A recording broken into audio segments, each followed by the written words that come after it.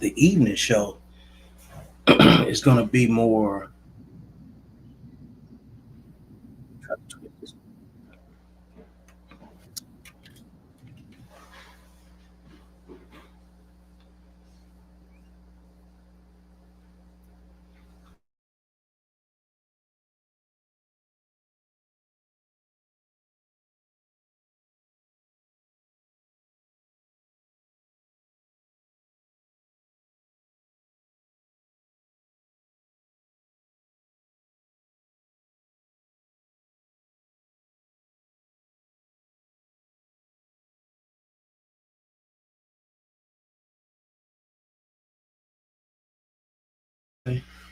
All right, here we go. We got our sound together. Just trying to let's see, catch up with what we got going on. We got people on a regular morning journey, trying to get their life together and manipulate all these little permissions on your, end up being a de facto DJ and engineer when you're doing stuff like this. I'm glad you get a chance to see what I be doing over here too, because people just think you just turn it on and start talking. You gotta click some stuff. Well, you can. You can if you have a team that already got that shit set up and running. Man, yeah, you just come in and do your thing. Come in, yeah. That's why teams are important. That's why I said, man, I ain't doing that by myself no more. Nothing. Like I'm gonna make room for people to come in and like do their best work, do what they do best. Because that's where you win when you got people around you that believe in what they doing and just syncing up with yours.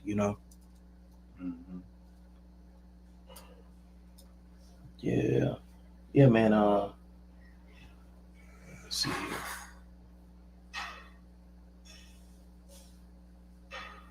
Good morning, everybody. Welcome to the Code Talk Morning Show. I'm your host, Victor Vinziant. Got my boy Bread here with me with SLP. What up? Big hump day. Yeah. You know what I'm saying? Like, these Wednesdays come around quick, don't they? Man, you were about to tell me something this morning, about the flight that went missing? Okay, so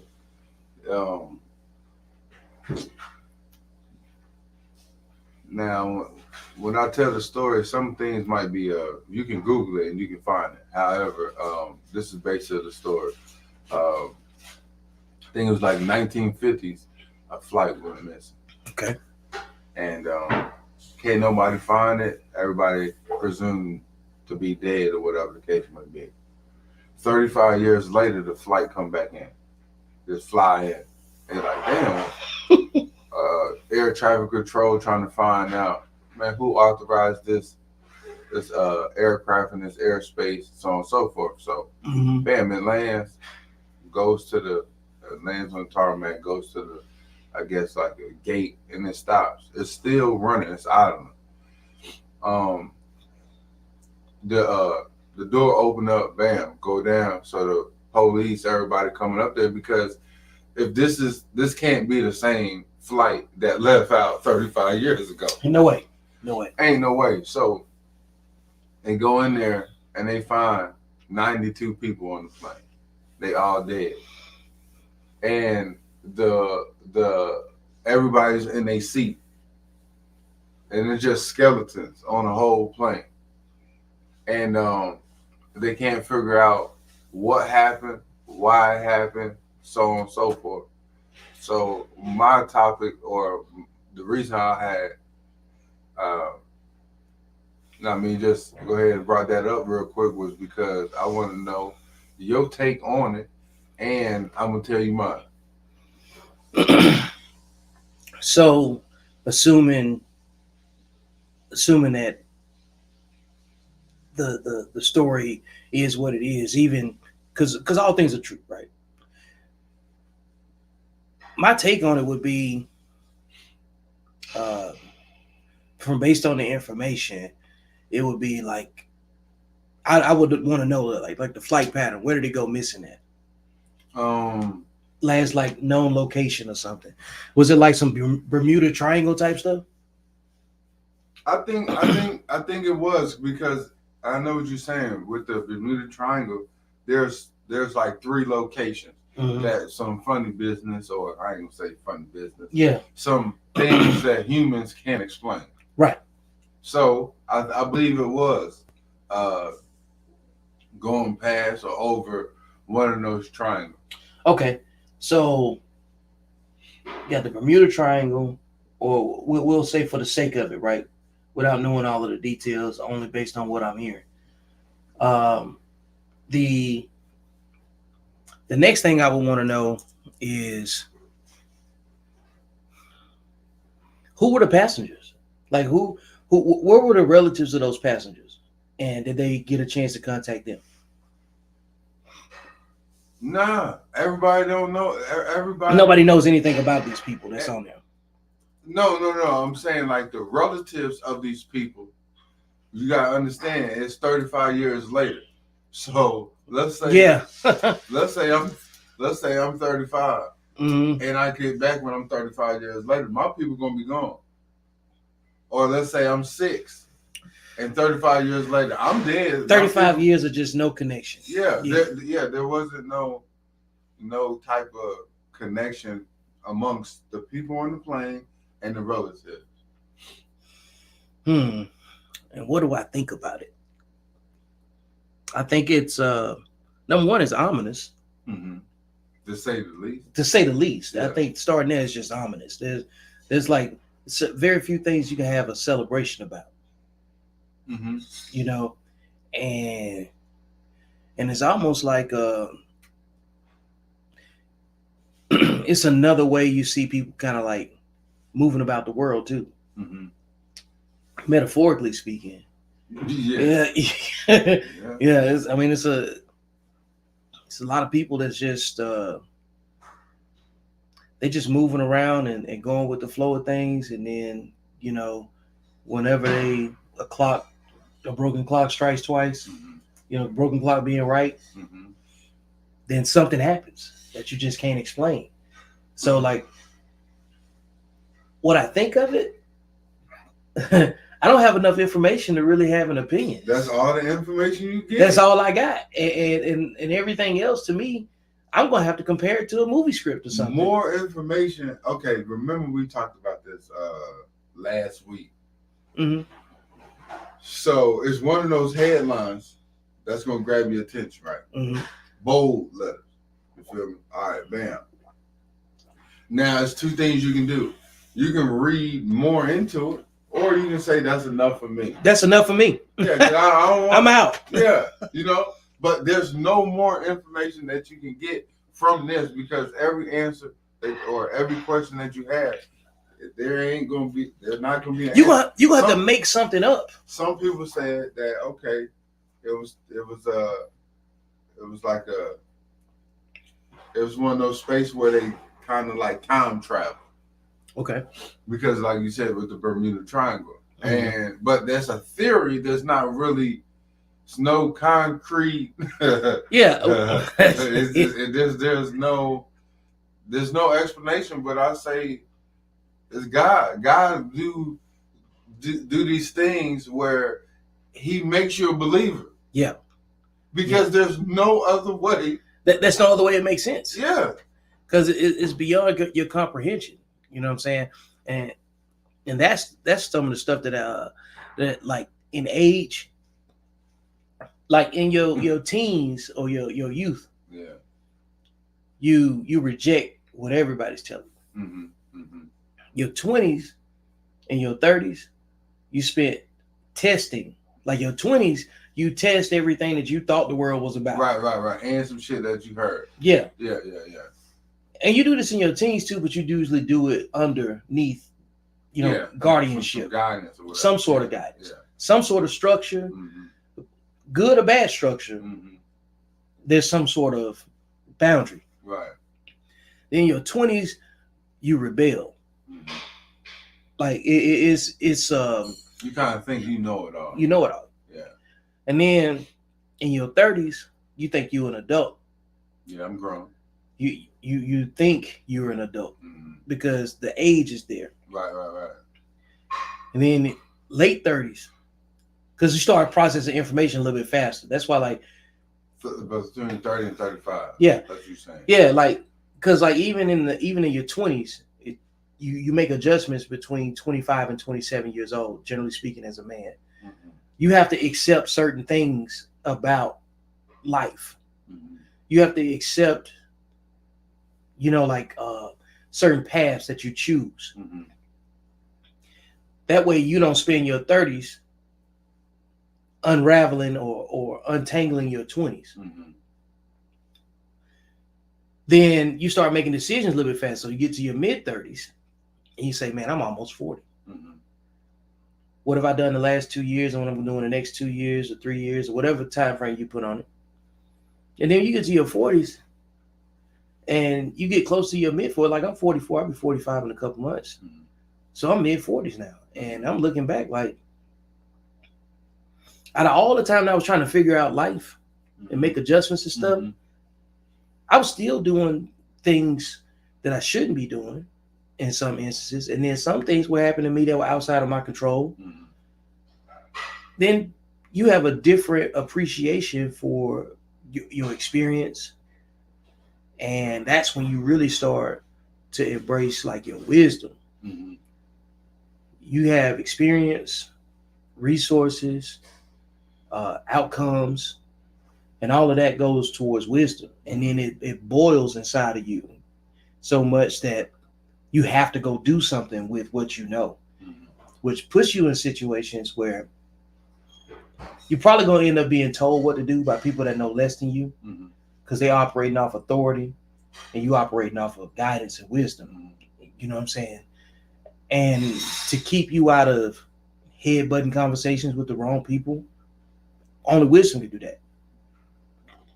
And you can't do that without supervision. You can't learn that without guidance. Mm-hmm. You can't appreciate it without experience and application.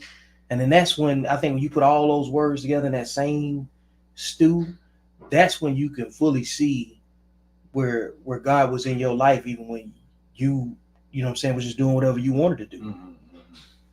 Because you were doing what you thought you were supposed to be doing.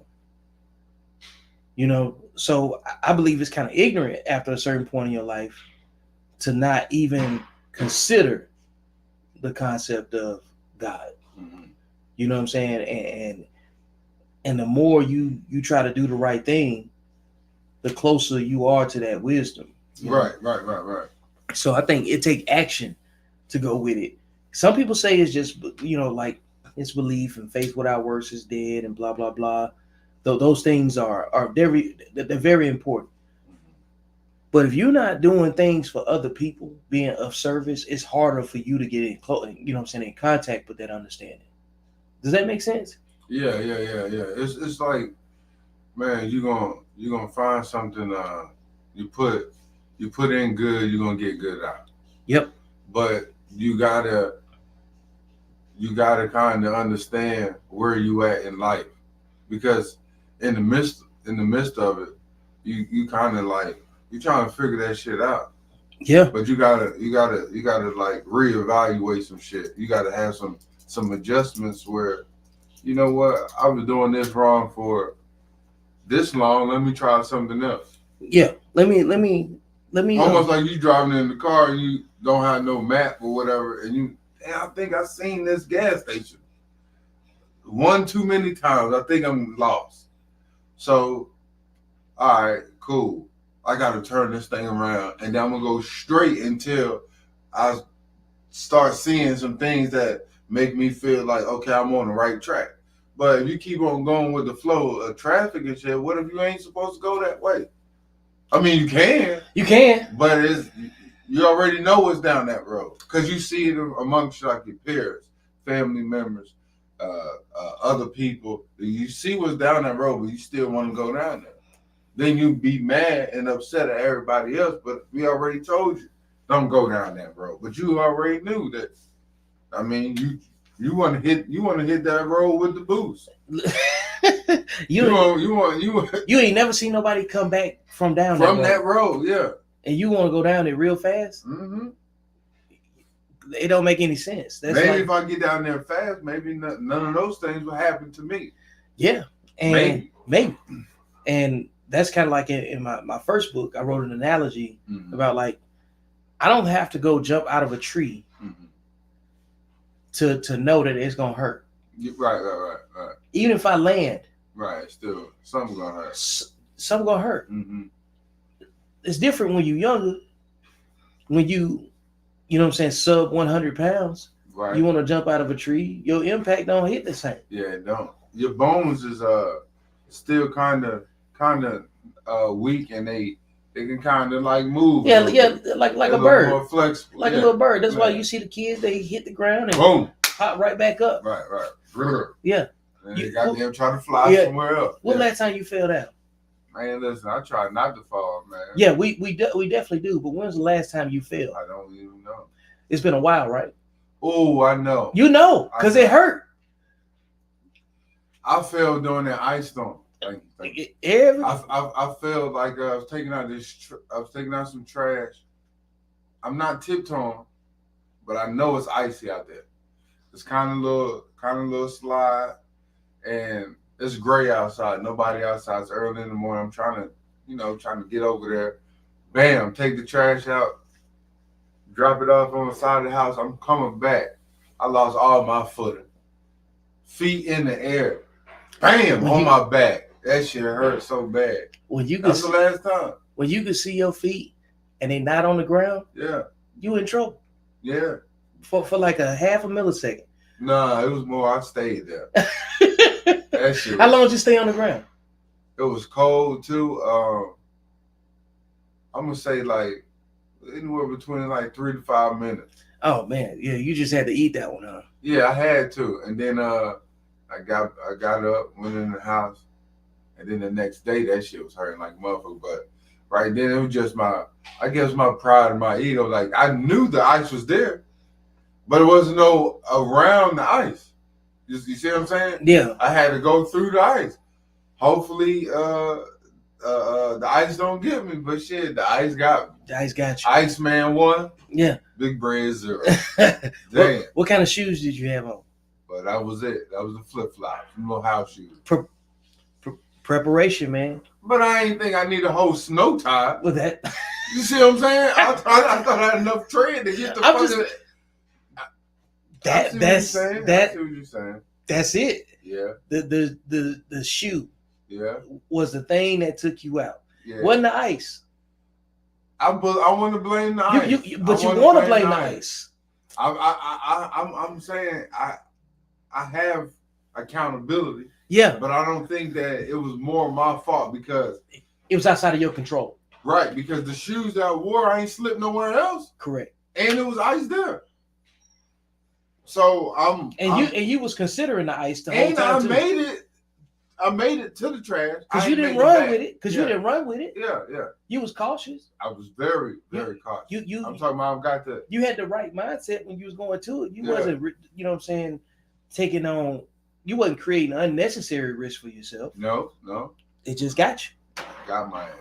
That's how I feel. Got my ass. That's how I feel. That's the last time I felt. Look, I fell at the pool. Damn. Like while I was in Greece. And I had on the right shoes, wasn't running, and I was going up the steps. I had been watching my steps because I know how slick things are around certain surfaces. Around the pool, you do everything right, and the nature of what you're doing is just gonna betray you too because you don't control the nature of it. You don't control the environment. You only have control of what you do in the environment. Right. And I still fail. Right. So now accountability. Yeah. Was it you or was it the pool? It was me. How? You said you already was being because I had already been up and down this step multiple times and I didn't fall. Okay, so how was you? Because I can't say the floor made me do this. Slippery when wet. but it was dry. You see what I'm saying? It's like it. How you fall getting out the pool on the dry area when you made it through I wasn't the wet spot? I was in the pool. Yeah. And then I got out and I hung out long enough to dry off. All right. And then I took my steps back to the area where you go chill. It had like a bunch of seating, you know. Yeah, like maybe balcony, not a balcony. Yeah, but the lounge view. Right, you know what I'm saying? Right. My feet were dry, the ground was dry, but the steps were slick. That's where it was. You slipped on the steps. But I had already been up and down these steps multiple times. All right. So this one time, that I don't know. I think the previous times when I broke it down, I was like, what was I doing? Right? I looked where I was stepping at because the one time I didn't look where my foot was going. And I had my eyes somewhere else. Too quickly, not in no unnecessary situation. It's just the one time I wasn't focused on where I was putting my foot.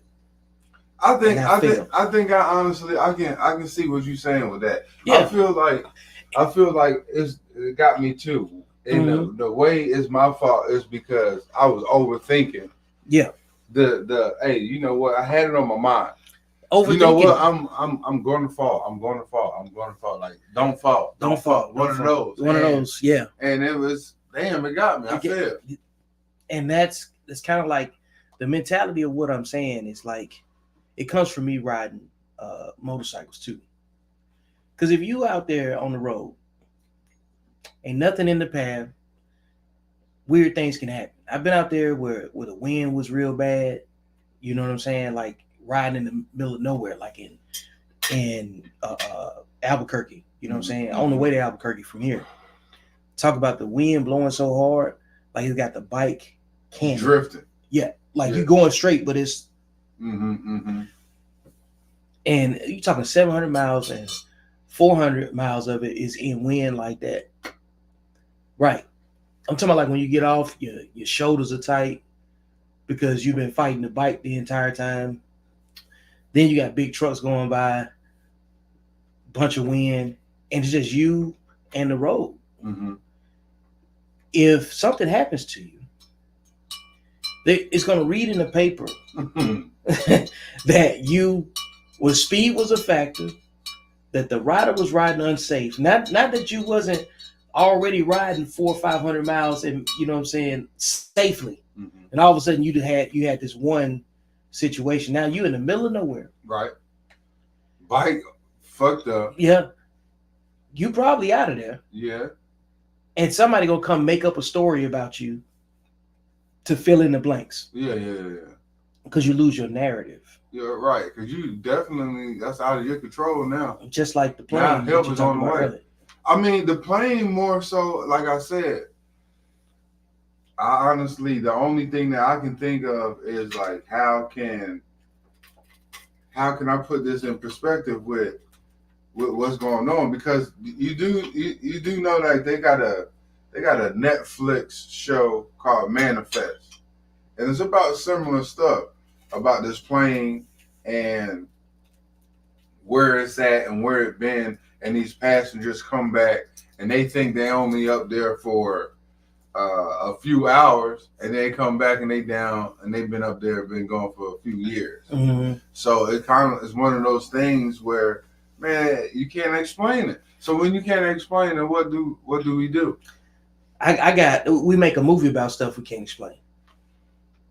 Or maybe it's true, and they made a movie off of true events, not a true story, but some events in this movie actually took place. Then I put some Hollywood filler in there and make it a blockbuster. That's why I say art imitates life, and then life imitates art. They have a relationship with each other. You know what I'm saying? Have you ever seen this movie called Interstellar?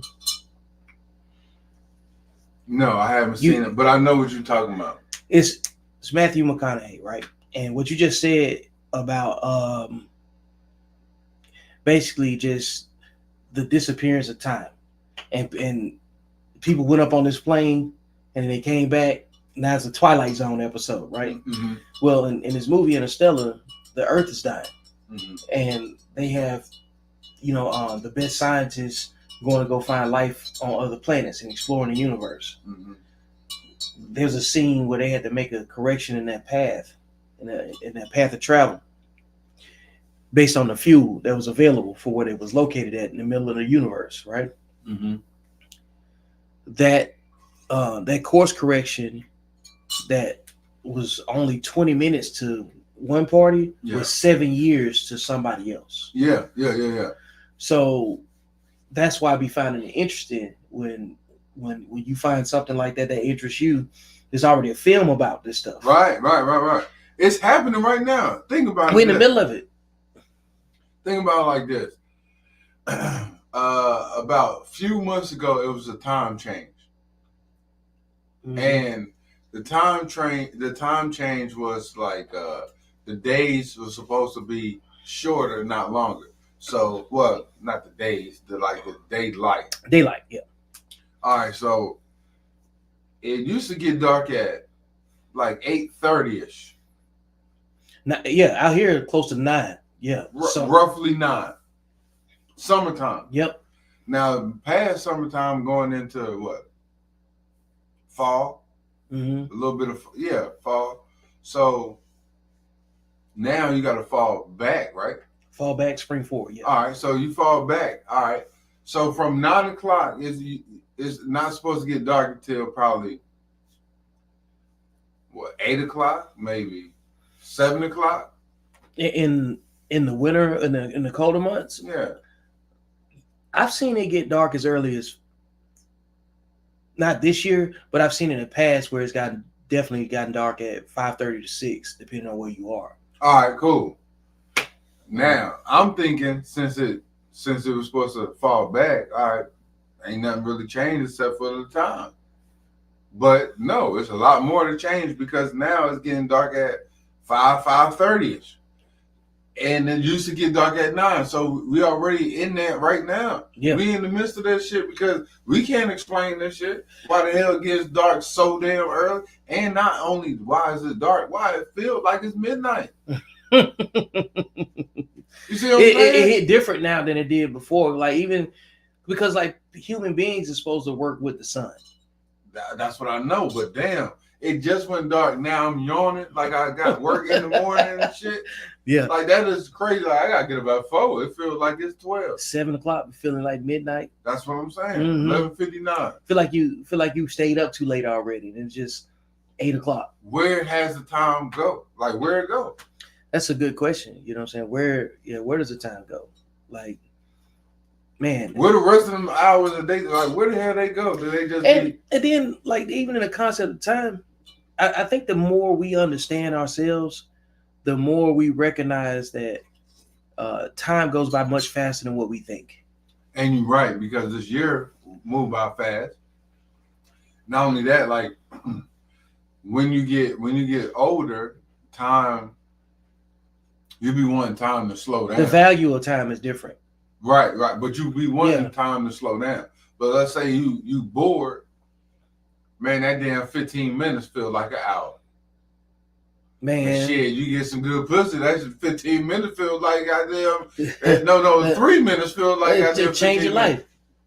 You see what I'm saying? That little bit of break from whatever it is, whatever your hobby is at that point, that changes the outlook of your day.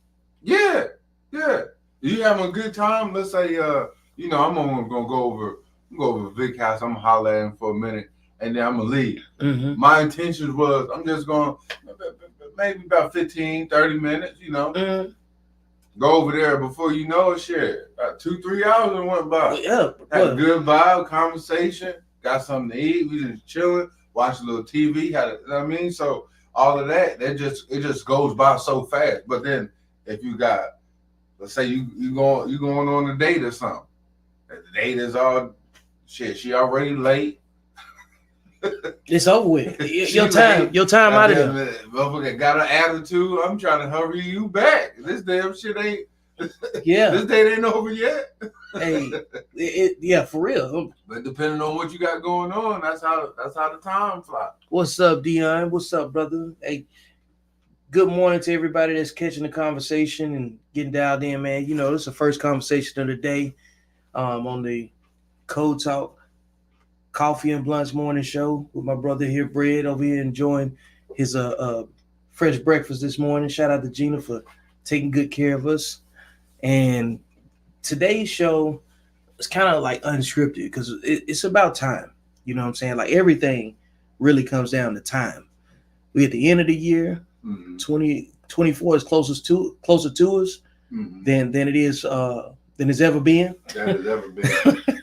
We the youngest we ever been. Youngest we ever been, and we know the most that we've ever known today. So, how do we take all of that experience and understanding and get it to sync up with the time that we have available? You know what I'm saying?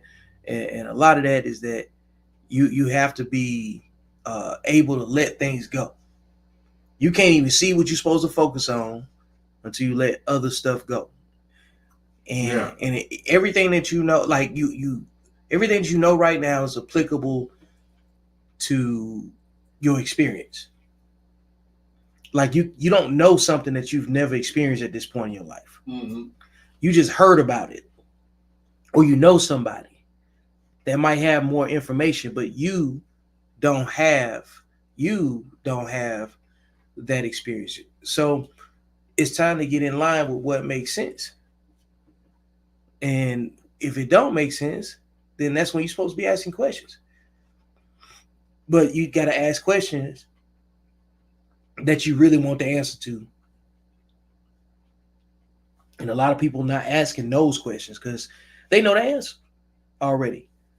They just got to act on what the environment is giving them. You know what I'm saying? So like today is about time. Everything we do is about time.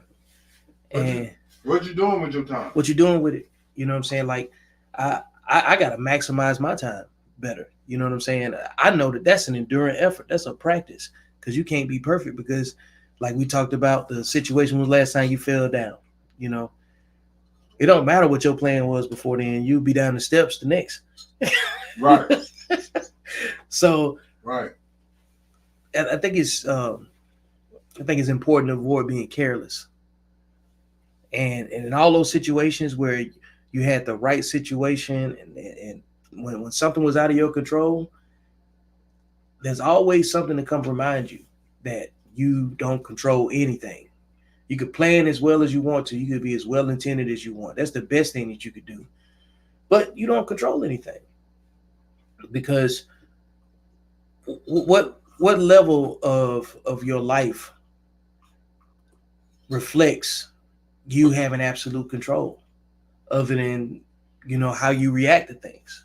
Yeah. There's very few things that you could do, you know. And the only level the level of your life is like you said with the time is that's pretty much the only thing that you have. You have time. But then again, you don't have time. Nope. So again, what you doing with your time? You gotta make these days count instead of like counting the days go by. What you do with time is relative to what you understand. Yeah. If you don't understand anything. But what if the people that got all the understanding and they still fucking up the time? Oh, they evil. If you got all of the understanding and you still undisciplined with the time, is that the behavior of a good person or behavior of an evil person? Maybe a little bit of both. Maybe they confused. Maybe they're a good person. So they're undisciplined. Maybe they're undisciplined. Yeah. Because like everything over here falls into one or two categories. Discipline or undisciplined. Bingo. Because we don't have the luxury of ownership of time. No. We can't control everything. So if you got these first two things that I just named, right? Everything you do with that understanding reflects if you're disciplined or not. Right. Because if I tell you these two things that you're up against, and you go do something that's reckless, gotta let you go. Yeah. You want to lose weight, but you don't want to listen to your trainer. I don't know. Everything that you say you want, you doing something that puts an obstacle between you and the thing that you want. Yeah, the objective. The objective, goal, right? Yeah. So you put more obstacles in the way. Yep, and we complain about. Think about all the complaints about a lack of leadership. We need somebody to step up and do this, or step up and do that. When they asking people to step up and do things for everybody that they can't step up and do for themselves. Right. Because that person that has to step up and be whatever symbol for everybody had to do that for themselves first. This is where it has to go. You know what I'm saying? It's like it has to be within you first in order for you to recognize and connect with it in your environment. You can't connect to something that you can't relate to. If you can't relate to it, it's going to definitely be against you, or you're going to be against it. So you got to know where you're supposed to be at. Come on now. Let's see here. My brother Dion says, where and what you invest your time in is directly reflective of what you get or receive in life. Can only have the experiences that you can afford. You can only attract what you are. You can only attract what you are. So he said, look, the op tempo of the world is increased, so it makes everything feels faster. For those of you that don't know what op tempo means, it's operations tempo. So yeah, so many things are happening at such a fast pace that it does change the way that we view time. Everything's active. It's a bunch of information being passed back and forth, and people are more connected now than they ever have been. Like this podcast is an example of how like-minded people have found a way to connect with each other. Because prior to the way technology is, or prior to the way social media has engineered better dialogue between people, these types of programs and conversations were like, they were just limited. It was like you had to get this out of a book. You'd have to get this out of something that you observed. But now everybody that's participating in this, you know what I'm saying, in this this information sharing age that we're in, we're writing the story out loud. It's being documented, And what's up, bro? I got another one. Go ahead. Since we talking about time, right? Mm-hmm. Did you hear about this guy? He driving. I think he was driving home from the bar, and he hit this dude. Mm-hmm. He hit a dude on the highway. Now I don't know why the guy was on the highway. That's not even the point. Okay. The guy is drunk. He's out of there. He's like blacked out at this moment. He hit this dude. The dude hit the hood of the car, rolled over, go through the windshield. He lands in the passenger seat. This guy is so fucked up. He's still driving. He's supposed to be going home, but I guess he got hungry. He had stopped by like this diner. Mm-hmm. And there's people in the diner or whatever the case may be. He goes to the diner and he passes out. He like parks in the he thinks he's home now. Oh, he thinks he's home. He parks at the diner and he falls asleep in the car. Mm-hmm. People in the diner comes out the diner, see this damn dead dude in the damn car. Well, because the windshield is cracked or is busted. The dude's in the passenger seat. It's another guy, and so they call the police. Hey man, you gotta come check this out. This is a weird situation. Right. I think both of these guys dead. Because one's passed out drunk, sloppy drunk. The police wake him up, take him to jail, whatever. Don't know what's going on. He comes to like the next day after he sobers up. He sleeps that shit off. They tell him or whatever. Hey man, he ain't even know none of this shit, right? Man, you see what I'm saying? Like how fucking drunk, how irresponsible, how undisciplined. Just name some words to put in there. How like, I know this ain't the first time he got drunk, and like this. What took you out of there like that? Because you were uber confident. Man, I don't know. Not just Uber. Like, if you want to get that wasted, why not just stay home? Be home. You Be home. No one said you can't go to the damn Class 6 liquor store. Goddamn, go get you whatever you need. Some Jim Beam, some Crown Royal, whatever the hell you need. You can pass out on your couch. You ain't did nothing to nobody. You might burn them chicken nuggets that you was trying to cook, but you know what I'm saying? Yeah. Other than that, you ain't really. You got a better chance. Yeah, you got a better chance at being safer at the your house. Your whole life over with. And you might have hurt somebody else. Like, it's wild to think of. You know what I'm saying? It's destructive. And if you self-destructive, you dangerous to everybody. Mm-hmm. You don't care about yourself. You don't care about nobody. Like, the culture that we came from, that we was, you know what I'm saying, trained in, don't allow you to be self-destructive. Mm-hmm. I mean, and as the effort and the philosophy that's in the training tries to keep people from being self-destructive, because you have to be super resilient in life with just your regular issues. But you're no good to the team. You can't even manage your own shit, though. You can't manage your own shit, though. And that's why, like, the culture of taking care of yourself and being we got to move away. Like, men have to be sovereign. That's why we don't talk about independence the way women talk about independence. Women have to champion independence, you know what I'm saying, collectively, to say, yeah, I could be responsible to. They're really just championing being responsible adults. You know what I'm saying? But there's a word called sovereign that people don't necessarily use. When you're sovereign, you stand alone. You don't rely on nobody, because you know nobody's coming to save you. You know what I'm saying? You know that, like, you embody what responsibility actually is. Right. You know what I'm saying? Like, when you're sovereign, people move different around you, because they know wisdom comes from that. Mm-hmm. And I think that when you live a life that compels you to become a sovereign person, it's when you have the ability to say, you know, you hear people say, I hate people, I don't like people no more.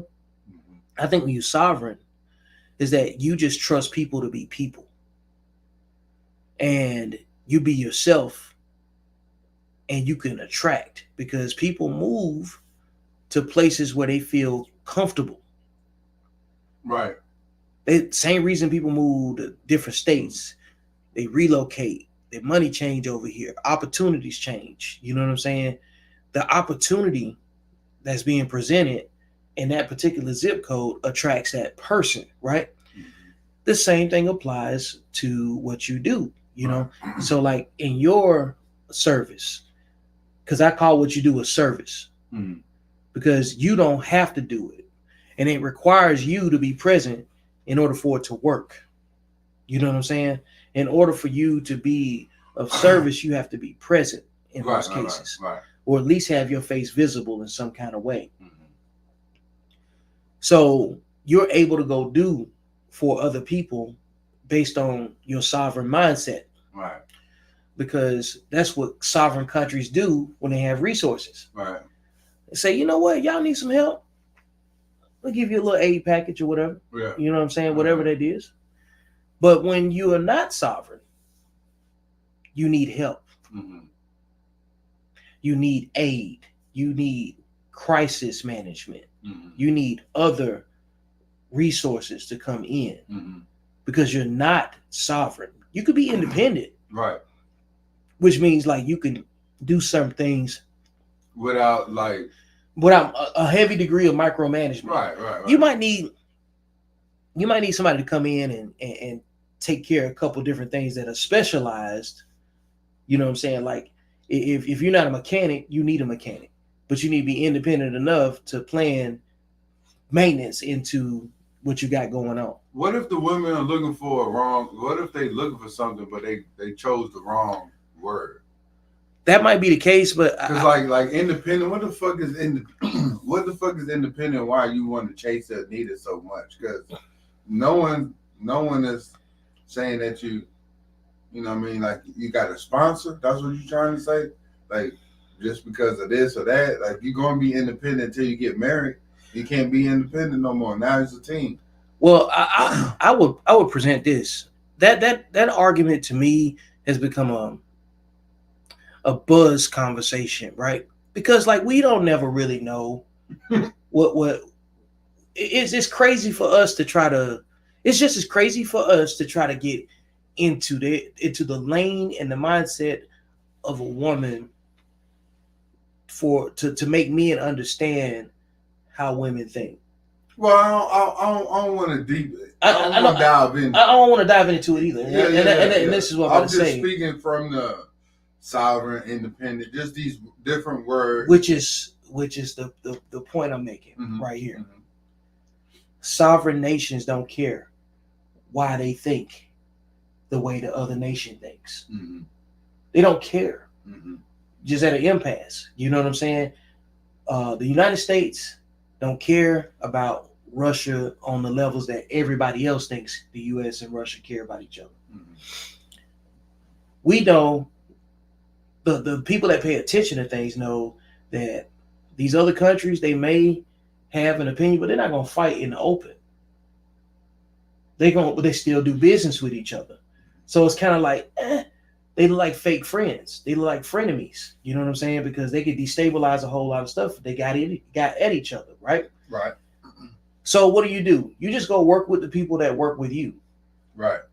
And you leave them alone. And you have whatever theory about what's going on, and you just maintain situational awareness. Mm-hmm. You know what I'm saying? But if you don't move in them circles, you don't have the same proximity to potentially interact with these people. Mm-hmm. You know what I mean? So like, I treat human beings the same way. Like, if that person always needs something from you, they are a country with an unstable infrastructure. They're going to always need something from somebody else's country. Mm-hmm. So you start looking at, because people want to take the gender off of everything, right? All right, yeah. So what we should be doing going into 24 as sovereign people is working with other sovereign people, which means other established places that have their own resources. Right. And when you start filtering that out, you stop having a whole lot of conversations with people that do not have their own infrastructure, people that do not have their own resources, because they are a waste of time to try to figure out how they got to where they are, because you have to deconstruct them based on your experience. Right. Now, don't listen to them because they're going to lie to you to make it seem something else. And even if they ain't lying, it sounds like a lie. Yeah. because again, you can't predict where they've had a wrong turn. They don't know where everything fell for them, which is why I said I'm okay with looking where I could take the blame in my own situation. Just like I talked about missing that step. Yeah, the step was there and stuff like that, but the step didn't trip me up. You know what I'm saying? I was the one walking. If I had been sitting down already, then I wouldn't have failed and it wouldn't be a conversation. Right. If I would have took that trash out the next day, that would have been cool. Or put it in the garage. Man, come on. Know? Like, if I'd have moved the can on a surface that I didn't have to worry about, you know what I'm saying? Yeah. Like, it changed what kind of shoe you wear. Everything. If you're paying attention to what's going on, and you treat yourself with a level of dignity and priority, everything you do counts, no matter how small it is. You know what I'm saying? And that's what we've always, and this is what I've learned. Over time, you know what I'm saying, is that there's always one piece. There's always one message that can get sent. There's always, well, if you would have said it this way, there's always an if. Mm-hmm. So as long as you got an if, you got another alternative ending that anybody can make up. That's why I say all things are true. Mm-hmm. Because somebody will tell you the story and leave the parts out. We all leave parts out because everything ain't everybody's business. Or you tell the story based off What you understand. based off not what you understand, because people can manipulate. I mean, they can finesse a story. So I mean, I guess you can tell the on like you just tell your side of the story, whatever that look like. Mm-hmm. Two people can have a trip, or let's say we get on a roller coaster. Get on the roller coaster, get off the roller coaster. Somebody asks you, how was it? Somebody can say, man, that shit was amazing. The greatest experience ever. The other one, not Terrified. so much. Not so much. You see what I'm saying? I boo-boo. Come on. I got to throw up still in my mouth. Yeah. Yeah. What's this on the front of my shirt? Yeah. Take me home. I done blacked out. Take me home. Right. I done heard. It's over with. It's over with. I'm done. Yeah. So with the time, just make sure that your time counts. I mean, when you had said what I do is a service, I feel like it is a service, and it feels like it's a much needed service, and also I feel like God has me on an assignment.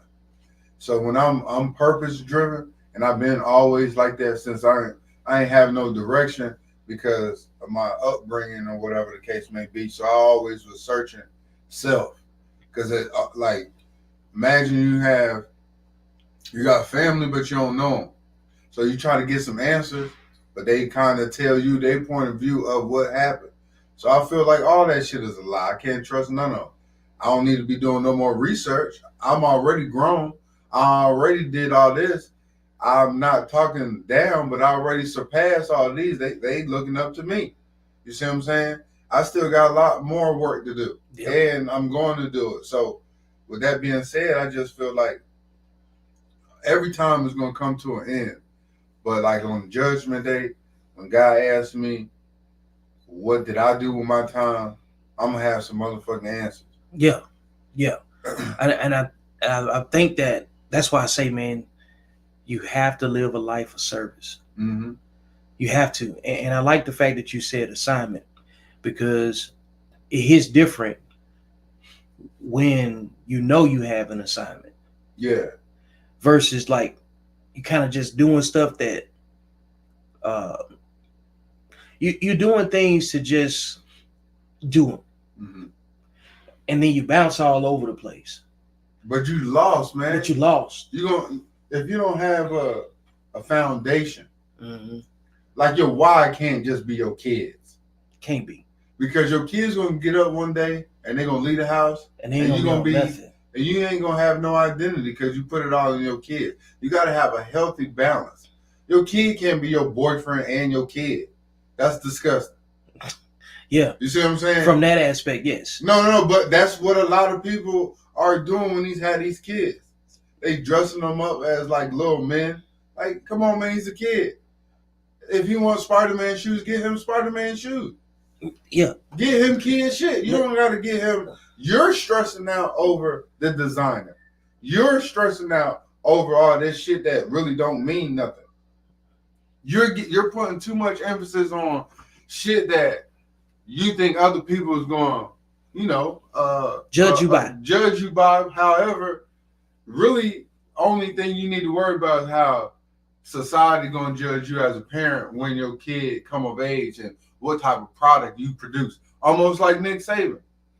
Nick Saban, head coach, he gets these young ass kids and he turn them into men, and professional men at that. Yep. And then they go off and they go ahead and be. You don't really care about right, but you prepare for life. But you really don't care too much about their parents. You really care about what school he came from, who his head coach was, what type of person he is, what type of characteristic.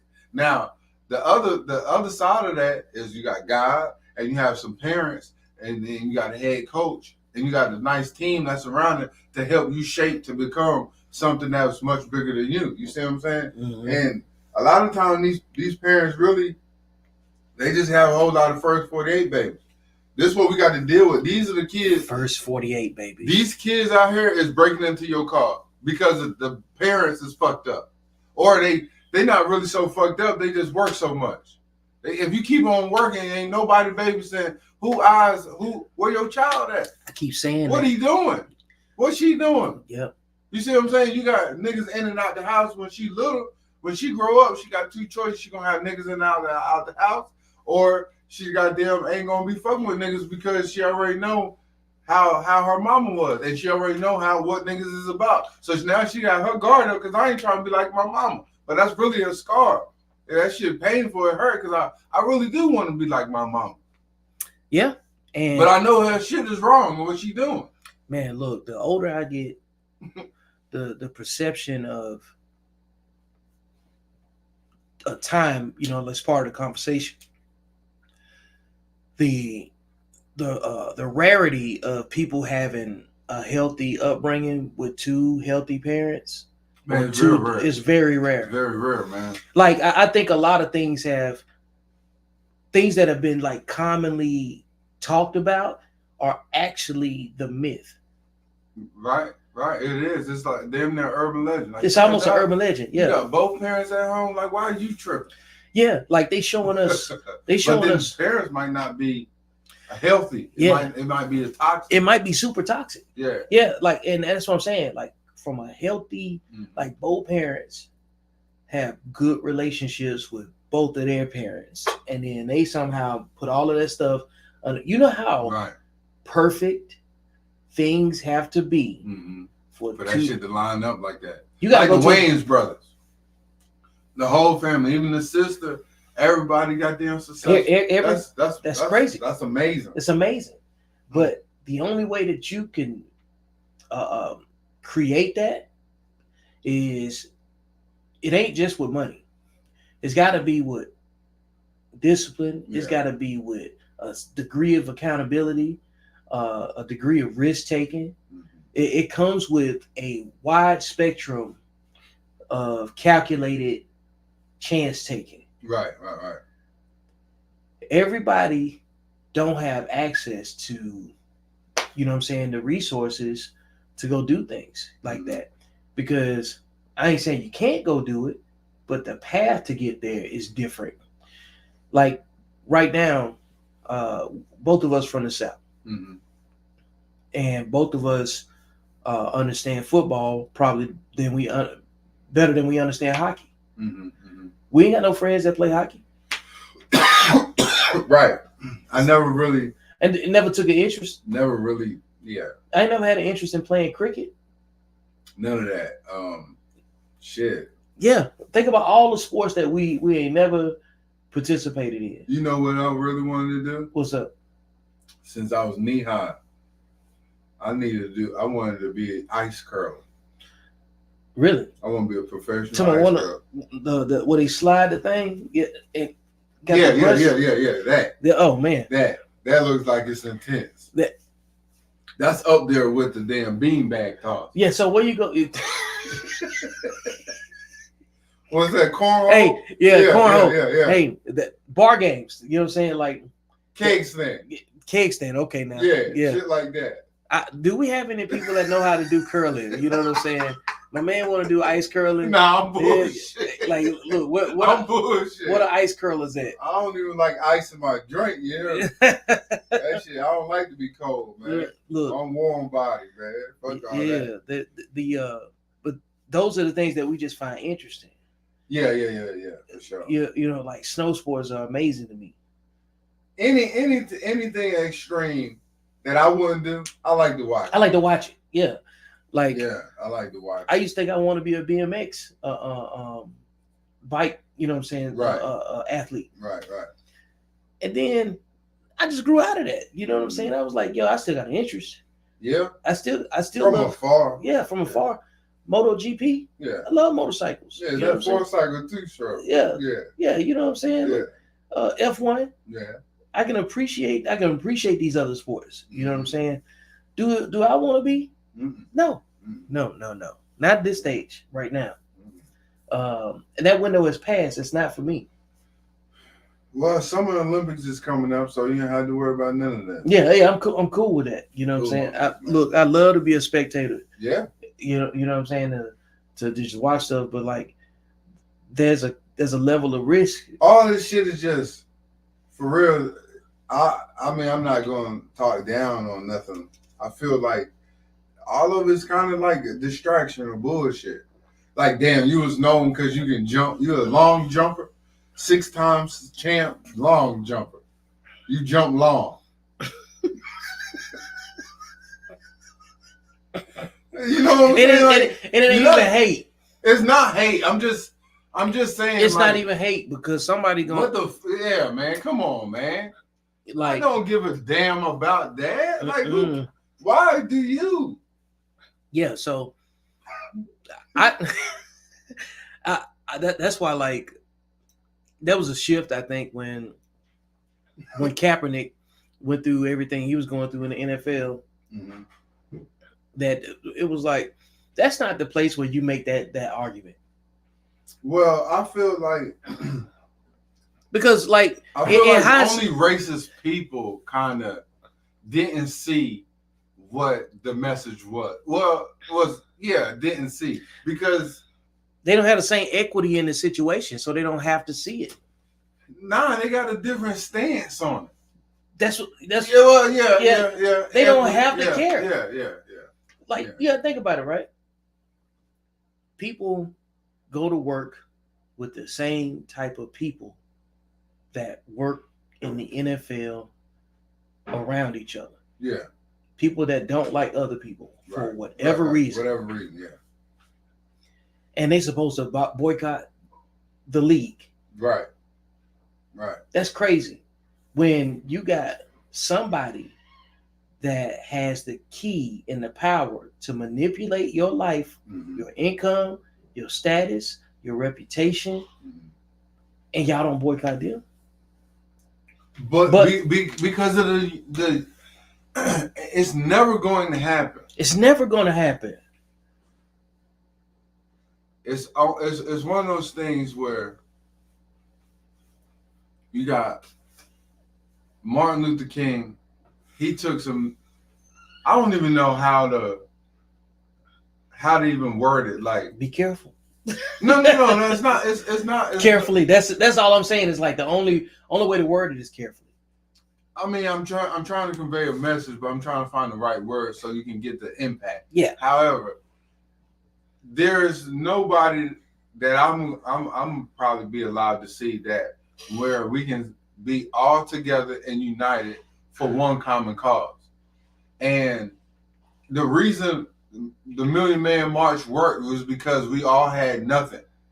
We had absolutely nothing to lose. So a million motherfuckers came together. But then now they was like, you know what? We're never gonna have this shit again because that's too many niggas. It's too many. It's a million of you motherfuckers. Go to some stage or one area and put a million things right there and see how much that is. You know how much chaos that is? And it was from what? Alabama all the way to Washington, D.C.? I think so. I got to go back and look at it again. Where the car? It must not have been, it only been 2-lane highways. Because a million motherfuckers on the road marching all the way to the White House. Man, look. From Birmingham? Man, look. I think we measure things out of significant events in life, right? Mm-hmm. And the most significant event that we've had in recent history has been the pandemic. All right. And you have to see the residuals of the actions that was taken to take care of people in the worst case scenario. It was a simulated worst case scenario. Like, I mean, yeah. You know what I'm saying? Like, what can we do? What can we do to like react to things? It's like an exercise. Everything's an exercise. It's like an exercise. Yeah. You're right. What's the response time? Mm-hmm. What are we prepared to do in the, you know what I'm saying, in this scenario? Yeah. And we're not. Some people are going to die. Oh, I'm okay with that. Yeah. Because there's only so many white rats. They there white mouse. Oh, yeah. See what I'm saying? You only can test this thing out on mouse and gorillas for so long. Now I got to test it out on humans. I really got to see what this do. Now, do you do it to a child? Mm-hmm. Do you do it to a grown man? Do you do it to a sick elderly man? Do you do it to a woman? Do you do it to a pregnant woman? Do you do it to an older sick? Like, you know what I'm saying? It's just so many things because you wanted the response. Mm-hmm. Now they got the response. However, now they got a new movie that you said to leave the world behind. If you think about it, real talk, if there's like an electromagnetic type of force field that jam everything, you can't start your car, you can't do nothing. Everybody just outside. What do we do? Because we too far advanced from, yabba dabba do, because we too comfortable. Now we've been rocked to sleep. Right? We was definitely rockabye baby. Yeah, rocked to sleep. Yeah. We definitely was rocked. Yeah, because there's some people that can't change a tire. We fucked up. Then look, we got electric cars. We got smartphones with dumb people using them. Somebody can pull up with this joint right here. You can't even use it now. But somebody that knows how to manipulate things, yeah, somebody gonna have access. So there's somebody gonna have access to the overall. Yeah. Okay. Oh yeah. That's just the whole point. Jamming everybody else's shit while I'm back. Okay, let me see how they react to this maze. Yeah, like until they lose on their end. Right. Until they lose on their end. This is why like cyber is such a big deal. Yeah, I know. Cyber's a big deal because there are consistent threats out there where people are not necessarily pulling triggers to hurt people. Well, it depends on the trigger. The trigger can be a button. That's what I'm saying. Like it's a red button and they got the case over top and you got one key. Yeah. Where the fuck is that key at? Because we spend more time troubleshooting symptoms than actually dealing with the problem. Yeah. And that's the point. Like human beings being mad at each other, you mad at a symptom. Yeah. You don't know what the problem is. Right. With that person. Well, you probably do. Yeah. But the likelihood that if you could tell somebody, you know what your problem is, and they accept it. Yeah. And say, man, I've been waiting for somebody to tell me. I've been needing to hear that shit all week. Yeah, like I appreciate you, Jim. The likelihood of that happening. Yeah. Come on, man. Right. People. Right. This is why I say people do not accept information if they don't have their hands raised. And I said this a long time ago. It's kind of like one of my old philosophies that I've been operating on. I am not in the business of giving people information who do not raise their hands for it. Right. Like. Because that's a whole lot of chaos that's unneeded. People trying to interrupt you. Right. Because they don't respect what you're saying. Mm-hmm. And they're looking to disagree with you. Yeah, they're looking for the rebuttal. Yep. They're listening to respond. Yeah, that is the actual act of it. Yeah. People say that, not understanding that they're doing that. Yeah, just a response. You are practicing listening to respond. You know what? Your breath stinks. Yeah. I don't like your tone. I don't like your tone. My tone, you need to brush your fucking teeth. Get them weak ass shoes on. You know what I'm saying? Yeah. Like that. What my shoes got to do with your breath? I seen your car. You broke. What they got to do with it? Right. I'm telling you, bro. Like people measure who's right by who makes the most money, by all of the surface stuff. Yeah. And like for instance, I had this conversation last night where that I made a post. I've been making a lot of posts lately that really speak to the people that like to argue all the time. And the tactic is to get them to be engaged in the conversation, to see what they are offended by. And I made a post last night that said women that own their own houses are less likely to attract the relationship that they want. Mm-hmm. And I posted a bunch of screenshots in the comments of women saying why they would break up the relationship if the dude breathed too hard, he walking through my house acting like he owned it. Just territorial responses, right? But this is the things you're doing. But this is the thing to the person that you love, that you want to be with. Whatever. It don't make any sense. It don't make any sense. You got the house way more above than the relationship. Right. Now, what I was trying to show in this is that the women that read it and said they just see the outside and say, you told us that we're supposed to have our own places, and now you clowning us for it. Nobody's saying that. That's not the part. Right. The responses capture the behavior of why dudes avoid those types of relationships with women that have their own properties. Right. You know what I'm saying? And it's not saying that she need to be dirt poor or nothing like that. It's just saying the behavior does not encourage, you know what I'm saying, men to consider those women the same as they consider women without. Mm-hmm. And I kept driving the point home. They said I said the men that complain about these women are generally the undisciplined men that are trying to live off a woman's resources. Mm-hmm. Because I'm not about to argue with somebody about how they're supposed to conduct themselves in their own home. Right. Or how the business of their home is ran. Right, yeah. I got my own place too. Right. But I don't have to champion that. I don't have to say I got my own house. Yeah, that ain't got that's not the point. That's some shit you supposed to be doing after you're supposed to have a house after 25. But because what type of experiences are the women in those comments that I just gave the example of in those screenshots? What type of experiences are they having with men that make them respond that way? Mm-hmm. And the only type of people that generate those type of responses are people that need, people that are annoying, people that are trying to. So of course it's not going to work. So it's not going to work. Right. Disciplined men and women understand the behavior of everybody else. Mm-hmm. Because they understand themselves. Mm-hmm. Well, you don't need anything from anybody. People only complain about what they can't get. Right. You complain about something that you wanted, but the price was too high. It was too far away for you to go get it. It didn't come fast enough. It's always about something. It's always something. Yeah. And so I've been drawing these distinctions because disciplined men understand what we explained. Right.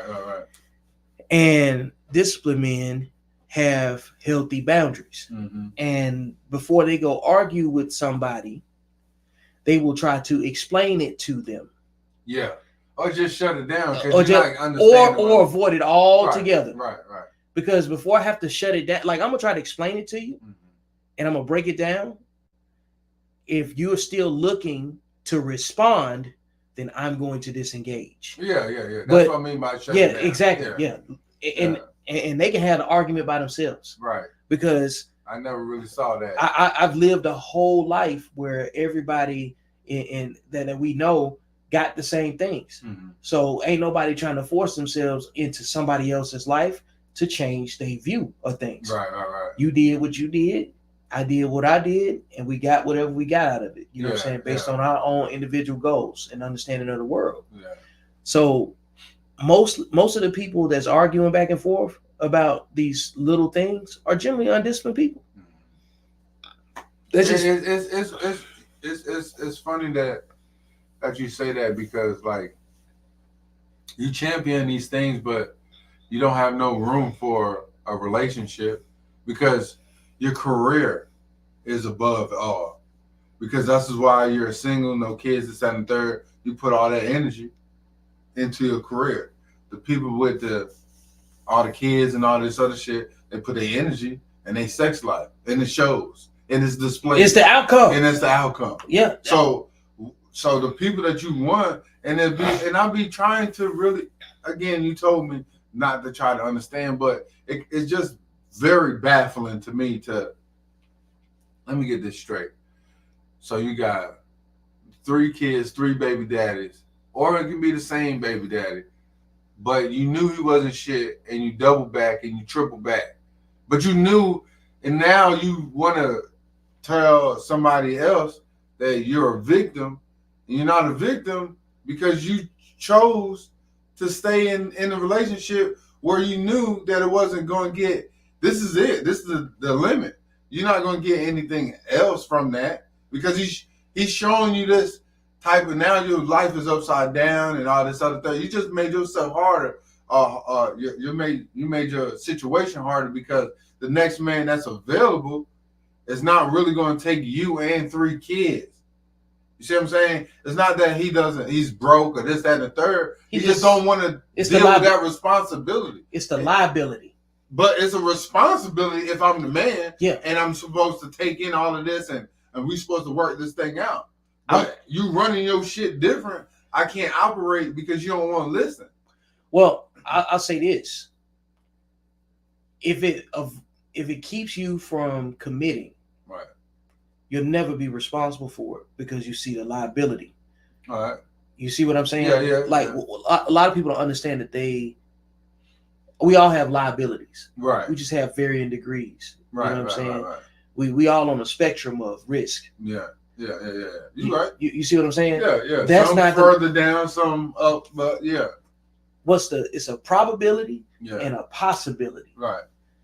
Can he go take in those kids? That's a high possibility. If in the worst case scenario, if that's what he wanted and he wanted to go against the grain, if he defy all the if he wanted to defy the odds, if he want that risk, and he got those resources to do it, that's on him. Yeah.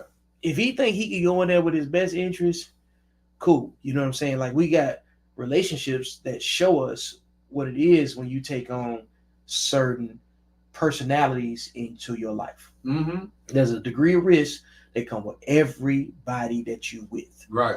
Okay. And we don't have to look at entertainers because our lives ain't perfect. Yeah. But if you want to, if you want to base it off somebody's visible, and this is the other point I want to make. We have seen enough outcomes and scenarios that now entertainment is really the new education, because they're showing us human behavior when it has resources and when it doesn't have resources. Because like money only enhances the bad things about you. Right. I mean, you can still ignore it, but it's in you. Right. So if you ain't resolved, you know what I'm saying, whatever your vices are, right, when you get money, it's gonna be like giving nitrous to it. It's always a burn there. You know what I'm saying? It's always a fire, and then all you got to do is throw a log on it, and then it's gonna accelerate. Right. You know what I'm saying? So when you start thinking about the risk, the spectrum of risk with people, this is why people are making decisions with their wallets more than they ever have. They still may not necessarily make the best decisions, but they're going to make the decisions that they can individually feel good about. And if you lived your life creating liabilities, thinking that somebody else is going to come along or you're going to still have access to someone, you're crazy.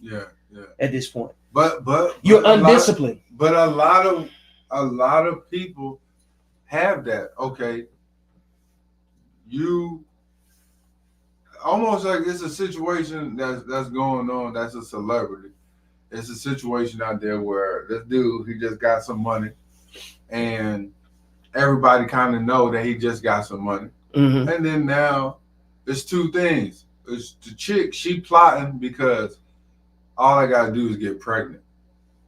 All I really do is gotta get pregnant, and he gonna take care of me and my baby. And that, you know what, that right there at its bare minimum, that's what I'm saying. It's the most primitive behavior. It lets you know where we are. You know what I'm saying? It's always been like that. It's exactly in the open. In the open though, they like. But you're right. It's in the open. It's in the open, but people still getting caught up in it because look. That's why I say sexual discipline. Check this out. I'm in the bed when I signed my contract earlier. Mm-hmm. The news broke. I'm in the bed with my old lady. Right. I'll go on live and say, none of you hoes you think you finna just now your boy got the bag. Now you trying to now what do you say? Now I got the bag. None of you hoes gonna get this trick me out my money or something. Yeah, something like that. Yeah, something like that. So then he get tricked after he done posted it. So now what we doing? Now we going back and forth with, hey, we don't, hey, you know you know you ain't supposed to have that baby. We already talked about it. But no, the April Fool, the trigger's on you because you the one that fucked up. You the one that got the money. You already got an old lady. Why you out here fucking off? And guess what? you think you handsome, huh? Yeah. No, them hundreds of millions make you handsome. That's it. Like you're here in a situation where you can't let money replace reality. But when you're young and you ain't never had the money, and then now you already kind of had the fame, but now the money matched the fame. You got the attention. And now I got the attention. I can have any fantasy I want. The devil out there knocking. God is working. But this is the devil's playground. You feel me? Home field advantage. Exactly. However, guess what? Lucifer ain't doing nothing but what he's supposed to be doing. Mm-hmm. So if you think about it, why the music so jacked up, and like you say, why we got these sexy Reds and all these other people, right? So did you know that Lucifer, he was like he can play the instruments, he can play the piano, he can play all the instruments, and he can sing. This is why the music is leading in the wrong direction, because it's home field advantage. This is the 12th man. The music is the 12th man. Facts. Lucifer is motherfucking Pete Carroll. I can see it. Like in that you analogy, coming in, sure. you coming in here. I'm gonna make it real hard for you. It's loud. It's very loud. It's very distractive. Yep. And it's hundreds of millions. It's ritualistic. Come on, man. Yeah. Come on, bro. Yeah, I can see it.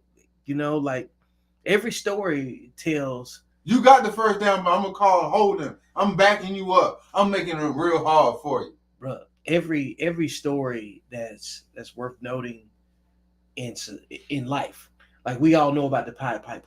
Yeah.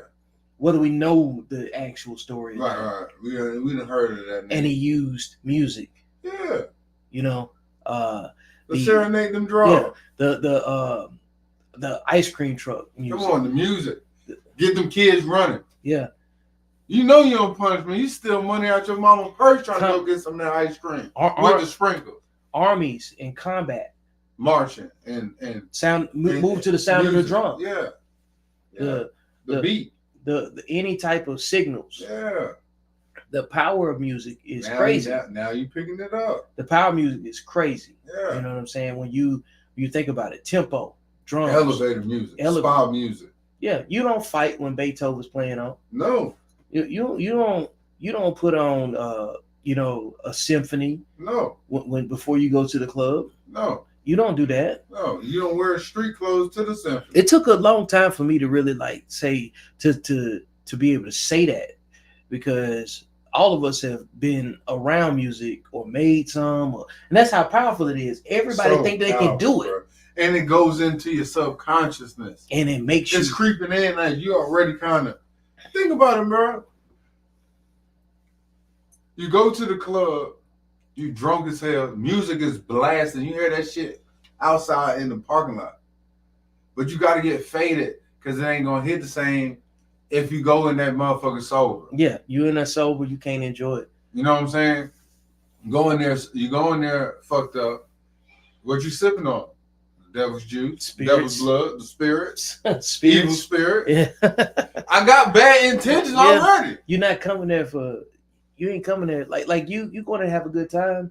No, I'm having a good bad time. A good bad time though. Right. You masking it. You go there to forget.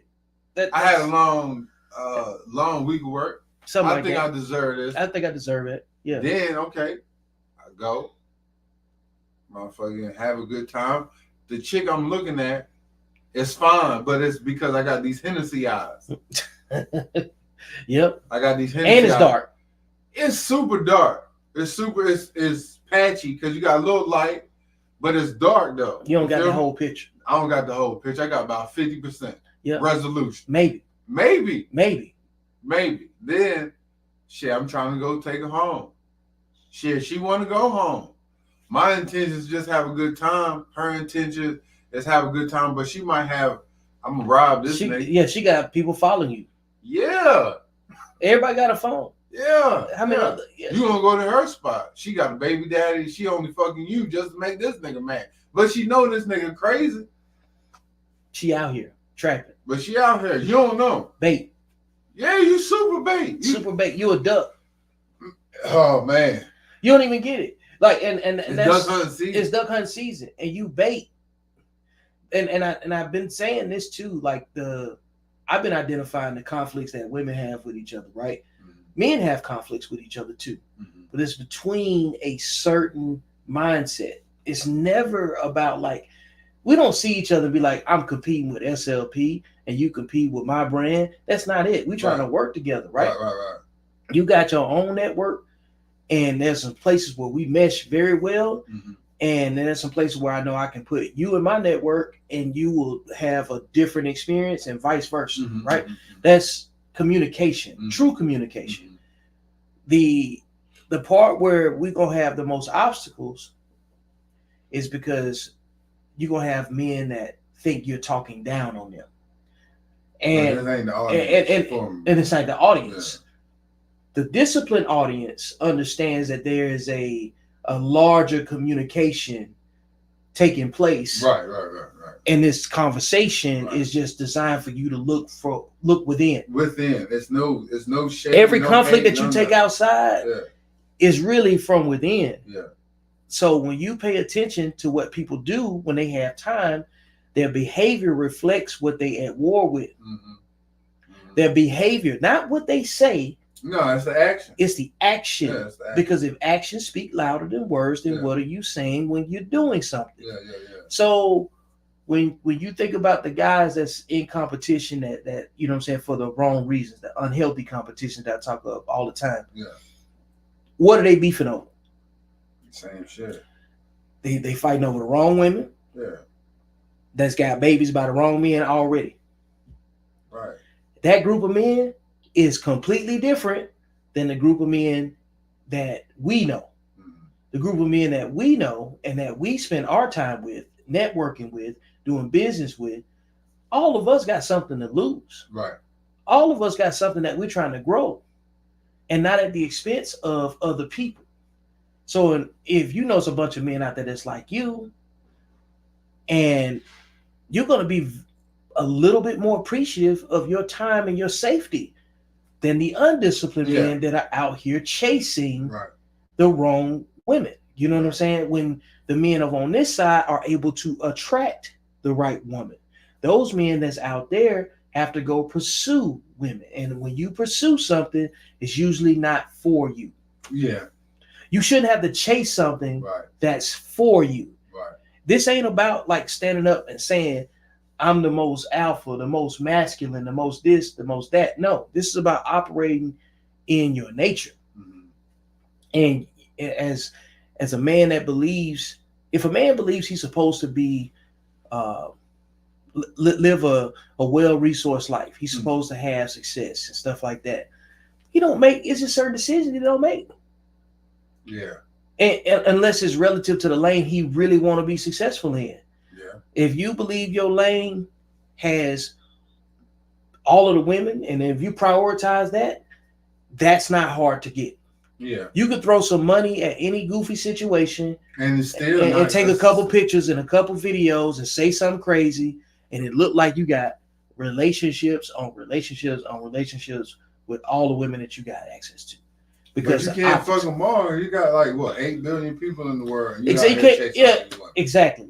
So, and every day there's a new set of women that want the same thing that the older set of women either already possess, or crying about they used to have, or trying to get it. Or trying to get back. Yeah. There's never no shortage of that. But what all of those people say at some point, I should have been working on myself. Mm-hmm. I had this and I lost that. Right. I should have held on to this instead of that. That's why. Well, you never know like you get a nice car and you lose it. You gotta experience having it for you to appreciate it. So when you have a good man or woman in your relationship, you don't really know. You can't complain because what you basing it off. You don't have nothing to compare it to. You don't got no comparison. Okay, so then now, okay, all right, the grass might be greener on the other side, but it comes with a higher water bill too. Yeah, always. You see what I'm saying? The maintenance different. Maintenance hit different. Yep. You don't know what comes with that, but you see it from the outside looking in, so you want to go try to explore it. Go ahead and explore it. I hope you enjoy it. But at the same time, if you don't, then now you're gonna be searching for what you already had. You see what I'm saying? So yeah. That's just, I guess that's just human nature. It's a natural progression of things, man. Because like you start off with the problem. You got to identify the problem, and then you got to come up with some different scenarios, different courses of actions. Mm-hmm. Okay, this is my environment. This was going on in my environment, and how does that sync up with what I'm trying to accomplish? Mm-hmm. That's going to determine how quiet you need to be or how loud you need to be. It's going to determine your volume. Right. And because if you're trying to accomplish something that's great around a bunch of undisciplined people, keep it to yourself. Yeah, because that's like you said, those people. Yep. You got the wrong audience for you to convey your message. Yep. Those people are going to take it as down talking. I'm not down talking you, my guy. You just ain't on the same type of. I'm telling you, trying to boost your. You can't even say you on my level. What you have to say is, we don't have the same goal. Yeah, and that's cool. And that's cool. That's cool. Everybody's supposed to have different goals. That's cool. But when you have to, you have to use a little bit more tact. I don't like saying sugarcoat. The mindset that I have when I'm dealing with people I'm not familiar with, or they may not be familiar with what I'm doing, because you're gonna meet somebody that's never been familiar with what you're doing. Right. Is that I'd rather them ask questions. And because I'm on my assignment and I'm on my purpose, I'm not gonna be shy about telling you what it is that I do and what I've done, because I should be proud of what I'm attempting to do. You know what I'm saying? Because you can't do anything that's worth doing fearfully. You have to be bold about your sovereignty. This is who I am. Either support it. If you don't support it, that's fine too. Just don't keep me from scoring. Don't stop me. Don't be in my way. Don't be in my way. Just don't get in my way.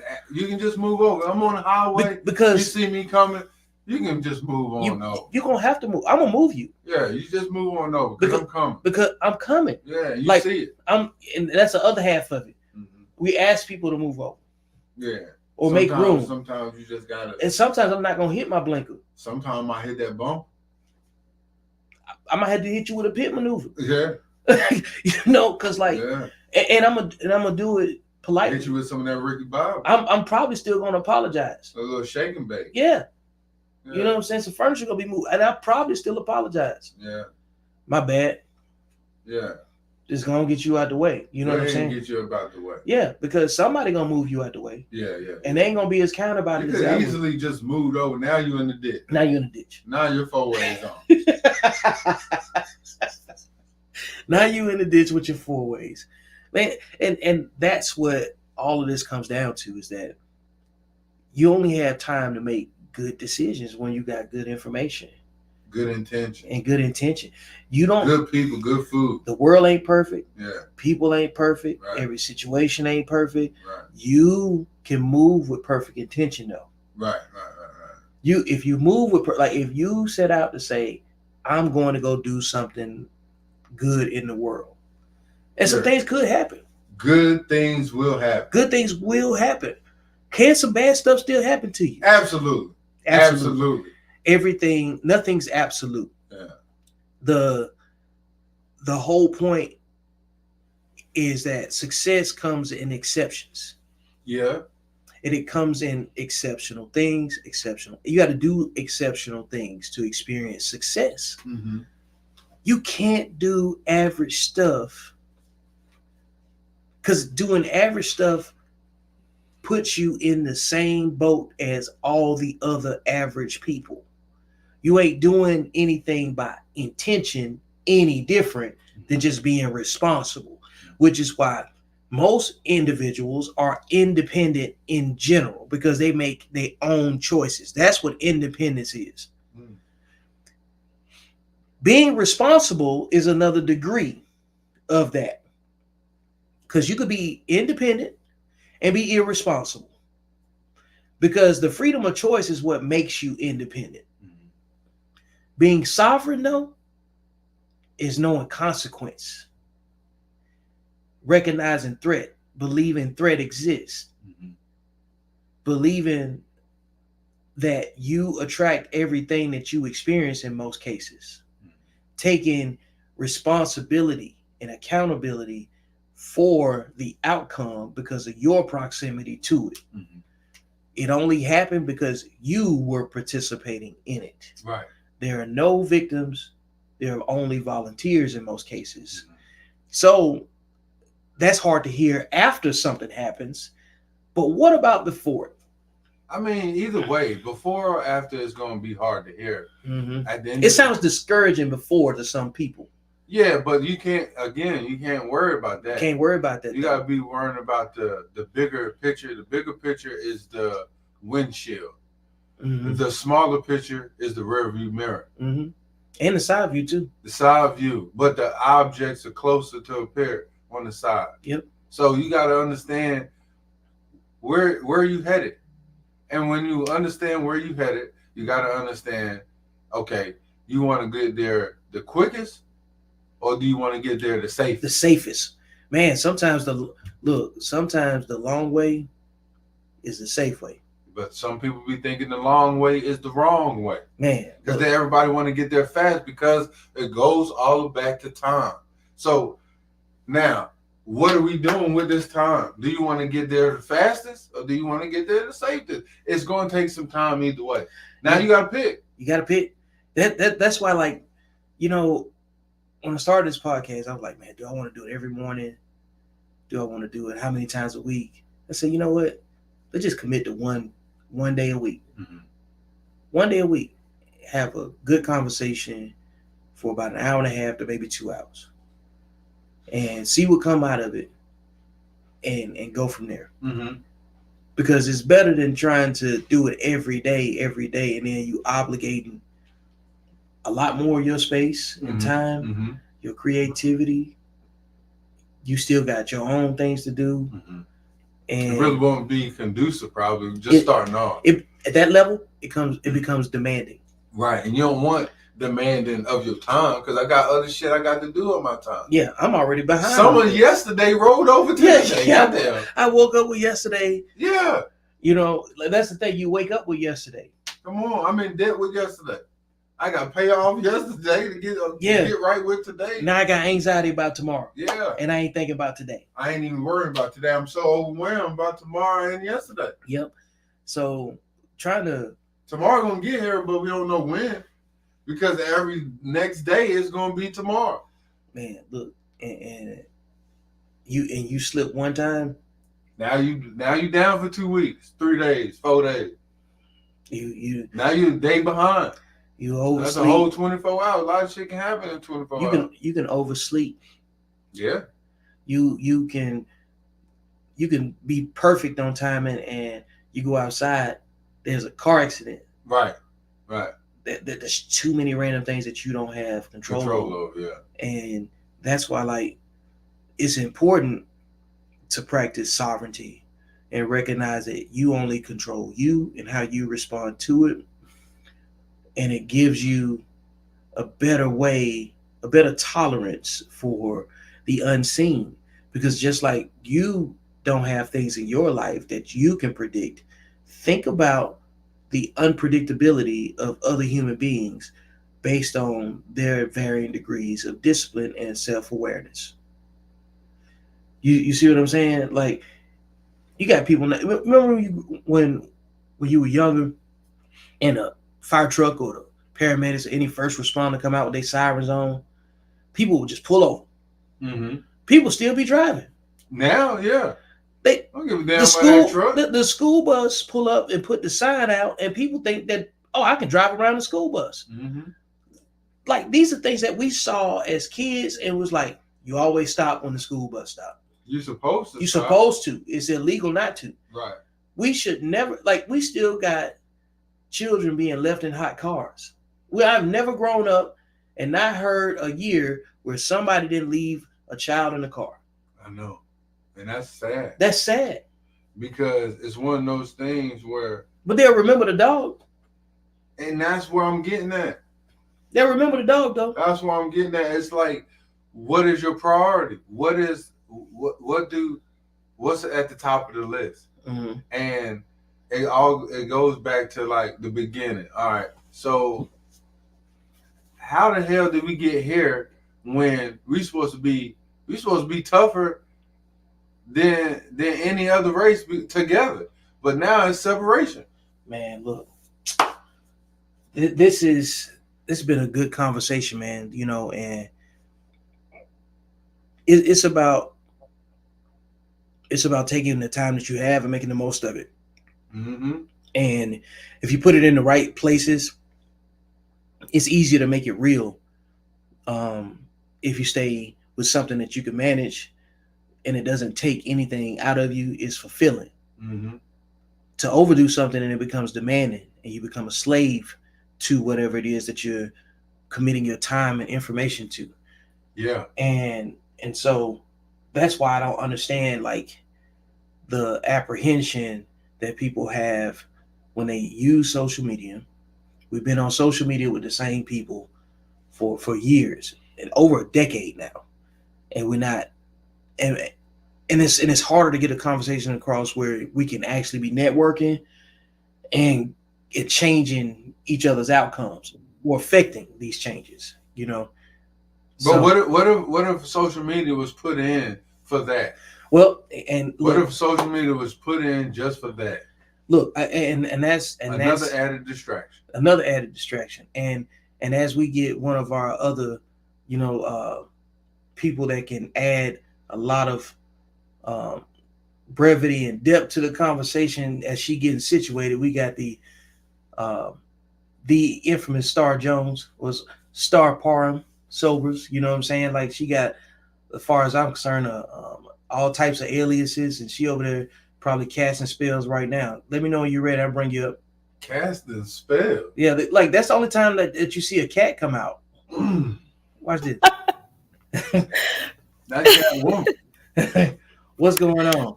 Hey there. Good morning. Man, my apologies for being tardy. I had a situation I had to deal with. Yeah.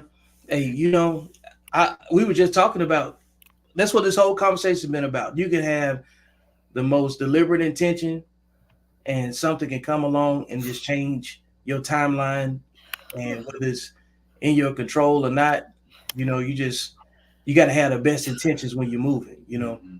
So I know you got a busy life and I know you make the effort to get here, you know what I'm saying? So that right there is always noted. But good morning to you.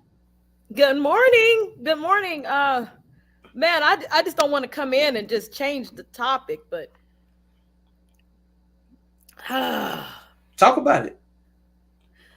It's your first conversation of the day too.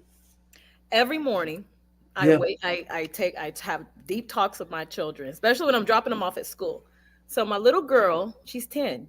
So she's getting out the car. And now she's getting out the car. She says, Mommy, she's like, I'm so happy that I have these particular friends. She's like, most of the Black girls at my school are Nigerian and Liberian. I said, oh, okay. And she's like, I'm just so happy I met them. I said, great. And she said, but, I have more in common with them than African American girls. And it kind of left me in a state of confusion. I was literally just sitting there. And so basically she's just saying, like, I can't connect with Black girls that are American. I can connect with the non-American ones. Ooh. She said they too ghetto. She said she can't deal. She said they too ghetto and too mean. Man, look, fix your computer and tell me about this, because like this goes all into some of the stuff that we've talked about in terms of like where people connect and try to relate, and you start to see where the children are struggling to connect and relate with each other, and they really are a reflection of how they're being raised. So So what I need to do is that I was like, shit, I had to message my friend and be like, what the fuck do I do? This is hard because I went through this shit, but I ended up, you know, I worked through it, and I was like, well, shit, maybe I should set up some play dates with some other uh moms that are Black American, because the thing is, I'm not putting Black foreign people on pedestals or anything, but they don't like us either. So she's going to get disappointed on that end. So that's why I'm like, Yeah, it's like, she got to man, have a spectrum of experience that, like, because you already know what's going to come with that. You yep, know what exists, yep, and she's about to meet reality. yep. But she She's got to have her learning. own experiment with it. Oh man, I'm letting her too, because I went through these things already. I know what it's like for a friend to be like, "Come here, girl, come here, let me show you something," and they pull you by the hair and drag you to the ground and kick you in the face. I know what that's like. That's because they want to embarrass you in front of boys. I know what that. I know. I'm not saying that's going to happen to her, but the whole reason of us moving to the suburbs and paying high ass taxes is to get away from shit like that. Yeah, you can't escape it. Nope. No, it's part of it. Like, uh, everybody is functioning in their feelings until the facts of reality Yep. change what they thought. You know what I'm saying? Like, there's some people out there that are so unhealed. Like, I wrote something the other day that said everybody has been hurt. Yeah. So everybody that's speaking is not always speaking from a healed place, because you can still be hurt. And the people that are able to cut through that are usually the ones that have had experience on both sides. They can say what they're saying because it comes from experiencing with and without. And when you can start speaking on it, then that's the real indication on what you healed from and what still hurts you, you know? And I think that you can't develop wisdom without slipping and falling a couple of times, without being disappointed. You don't know what the boundary is. If you just walked around and said, if you made decisions on everything you looked at off of what you heard, you'd never do anything. Nope. You'd never try anything. You'd never aim for the stars and land on the moon. There'll just be so many. You'll be stagnant and inexperienced and easily controlled. Hmm. Yeah, that's true. Very easy to control. It's easy to control people with no experience. Yep. Yep. So it's easy to distort whatever they see when they don't have any reference point. That's what you talked about before. You don't have anything else to compare it to.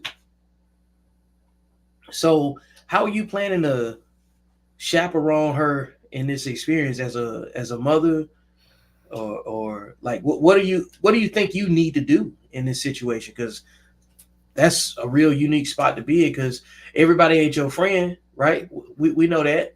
Oh. And even when your parents grew up telling you, I ain't none of your little friends. I mean, that I get that. Right. How do you arm her about the human experience that she's about to probably go through? That's just going to really it's going to be a unique experience with the girls in her life versus, you know what I'm saying, other boys and things of that nature, but just the nature Yeah. of girls. My first solution, because this isn't the first time it's happened, we moved from California. I used to have to sit in the classroom because there was little girls and they were upset. Um, you know, Unfortunately, where we lived in Sacramento, literally the suburbs is right there, and then the other part is right there. So you got a combination of two different types of children going in one school.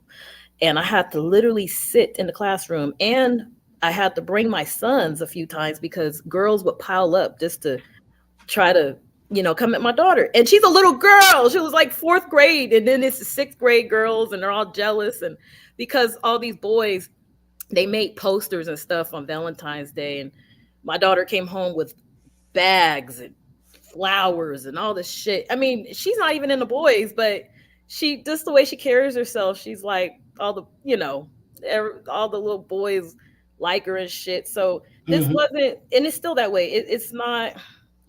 Her best friend was not a black girl, and I used to have to try to protect them from the other girls, and the teacher would have to protect them. So like I said, I thought it would be different here. But you got people that use other people's addresses and whatnot to take their kids to school. I'm not nothing against that, but um the only way I felt like I could help them was to put them in martial arts, and I did, so they can defend themselves. But because I have one daughter, she will drag you. But this one right here, this real girly one, she's really, she's not She's feminine. very, yeah, Yeah. she don't want to mess up her nails in a fight. Yeah.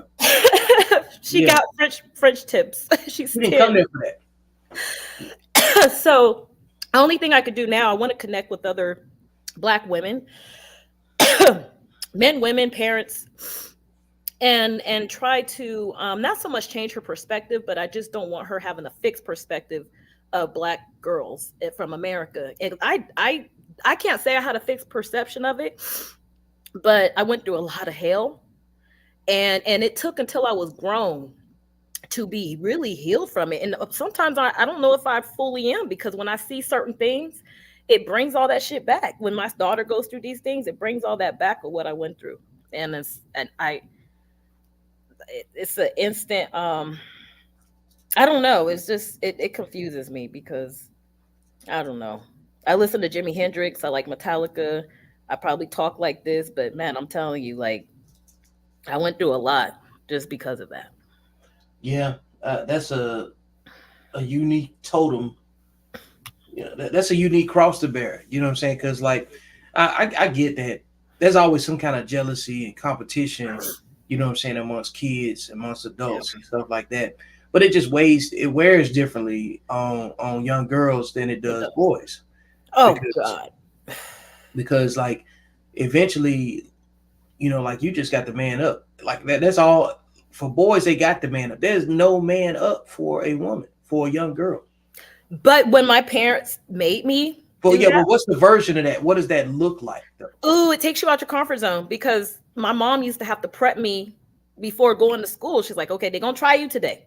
She said, when it happens, this is what you got to do. And they would make me practice fight moves. My mom and dad, they would make me practice. They would make me practice trying to talk more aggressive. And my mom's like, say it with me, bitch, get out my face. I'm like, okay, bitch, get out my face.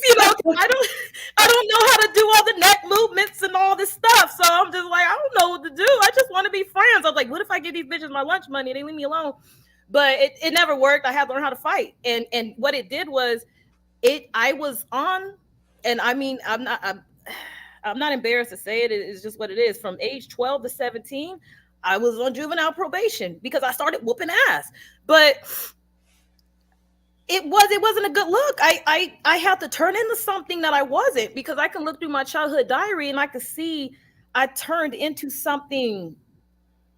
That you don't want to be again. No, and I don't want that happening with them just so they could fit in with girls that look like them. I always had to prove myself amongst other black women. And now that I'm 40, it's not like that no more. Like I said, once you get past like 25, 30, you realize that bills got to get paid and all that shit don't matter. So you got to kind of fake like you like the person you work with, shit like that. So that's when I started really getting along. But as young women, you have to prove yourself. You have to know how to fight. You got to know how to talk slick. You got to know the latest slang. If you don't, you're a target. And don't be pretty. Oh fuck. Don't be by yourself either, huh? Don't be by yourself, and don't be pretty. If it wasn't for me having my cousins protecting me, I would have gotten eaten up bad.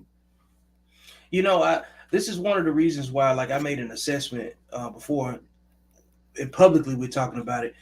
Men get targeted with, get labeled as being visual. Huh. I believe women are more visual than men, because vanity is what women grade each other by, and in place of character for the most part. And one of the assessments I made in that, it was like, if you don't believe that is true, look at how women treat pretty women. Ask pretty women what happened to them when they were young. You know what Oh. I'm saying? And that'll tell you everything you need to know. Like boys, when they're young, they're not fighting each other because somebody is more attractive. Mm-mm. Like we don't grade each other like that. You know what I'm saying? No. It's the reasons for the competition, the unhealthy competition that results in a fight is something completely different, and it's not vanity driven for the most part. Well, I'll say it like this: the appearance of vanity. It might be something superficial. It might be something like everything on the surface to me I consider to be vanity. You know what I'm saying? Hmm. But boys fight with vanity ain't the same as girls fight with vanity. Right, right. I understand that. Mm-hmm. I think with us it's a competition thing because a lot of times I remember in school they just wanted to be seen by the boys, not realizing the best way to be seen is to shut the fuck up. Be seen and not heard. Look, speak when spoken to, and everybody will pay attention. Right. You don't have to be loud and all that stuff to, get people's attention. I think that the more that you're able to have great poise, um, that's always what worked for me. I can't sit here and say I've always been the most attractive woman in the room, but the confidence and me being able to hold a conversation, that's attractive in itself. So that's why I would teach other women. It's not like I was sitting there competing with these girls.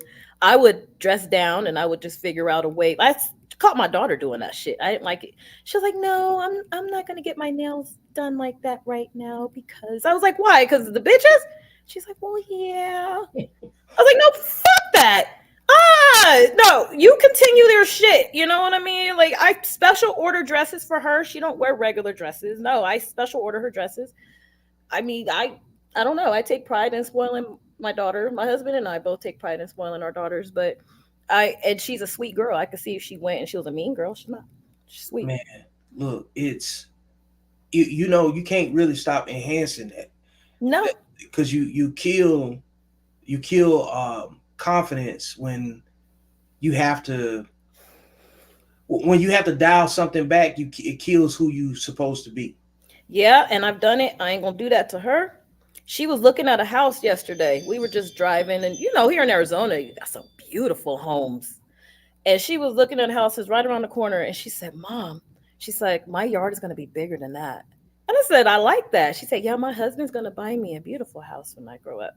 So I'm not programming her to be, one of these big backs. I'm not programming a big back independent workhorse. Hey, anti big back. I'm anti big back workhorse. I told some people that in the post today, and they kind of got a little iffy. Was like, no, men are just intimidated. I was like, it's very rare. I'm gonna sit here and I say this. I'm ex-military, so I could sit here and have this conversation about men being quote unquote intimidated. Now, if you wearing a uniform and you good at shooting guns, I'm just saying that's more intimidating probably than you having some law degree. Maybe, I don't know. I'm just saying. Let me speak on that piece right there. For everybody that's listening that think men are intimidated by women, no man is intimidated by somebody that cannot delete him with their bare hands. Nobody's intimidated by your resume. Right. You're not intimidating. You're annoying. I just told a mom. Aggravating. We don't. She Men was a don't single even hang. mother. Look, men do not even hang around dudes Mm-mm. that think they intimidate other dudes. That's feminine as hell for a man. It Like is. that. Like y'all wouldn't have them in the circle. like everything that makes women think that they are intimidating to men is the very behavior why those same men get beat up around. You know what I'm saying? Like that person's a threat. That the person that's always trying to one up, compete, demean, degrade, and put somebody in a place. Those are usually the people that's loud. They get knocked out first. Nobody's intimidated by that person. No. Look, this lady, she was a single mother, and doing a phenomenal job. Not knocking her at all, but she was saying that I want my three sons to not be intimidated by a woman's success. And I'm like, ma'am, I could tell that her sons weren't grown. They're probably little boys. Because for her to say that, they can't be grown. I say, when your sons grow up and they talk to you about their dating experiences, you're going to learn that's not the case, ma'am. That's not the case. The thing is, in most cases, what I can say, I can count on one hand, and I can count on one hand how many men I can say, okay, I think that he is slightly intimidated, but they weren't stellar type men. They weren't masculine. No, but a man, you could take that man's money. You could take that man, all of his assets. He's still gonna be a leader. He's still gonna be a man. All those aesthetics and everything from the outside of that don't make him a man or That's a leader. vanity. That's vanity. It's deep down. It's whatever's in that man's heart. Because Character.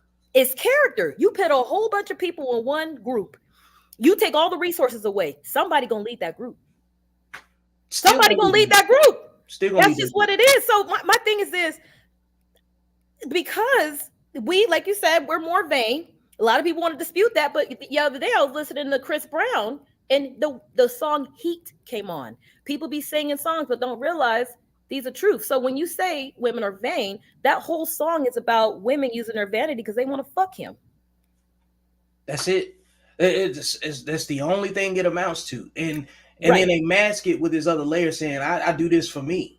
Well, No. for what end item? When you just gave the example of your own daughter saying, my husband's gonna buy me a big house because she knows her own value and worth put her down the line with a family or big, at least with a big house and a husband that's gonna be there to protect her, and she gets that image from how she's being raised with a man in the house. You know what I'm That's saying? all she know. All she knows is That's all she knows. Mom's home cleaning, cooking, and all that, and dad is at work. That's all she know. But one thing I told people, I tell people this all the time, and they don't agree with me, and that's fine. I don't care. They don't have to. This is my life. I'm not raising my daughters to go and be workhorses. I'm not doing it. Now I'll put them through college. If they want to learn, they can go to work if they want to. But I want them to have the option of when they become mothers, you can be home and raise your children. I don't want my grandchildren raised in daycare. You know what I mean? But a lot of these women don't. A lot of the women will say, "Well, you're setting her up because." And a lot of women. I've had many women tell me. I've had women tell me recently, "You better put money up on the side and don't tell your husband." I said, "So how did that work for you?" "Oh well, if you're divorced, ma'am, don't tell me that. You can't tell me that because what worked for you? Well, my husband, he was doing this. My husband don't do that. Everything this man get. He gives us everything. So why the hell would I stash money on the side? You know, and that right there. All advice ain't good advice. And if it's even coming from your mother, your aunt, you sometimes got to. That's their experience. Don't let them pour that shit on. Look, the conversation that Brett and I were having this morning was about, you know, they're coming out with an updated version of the color purple.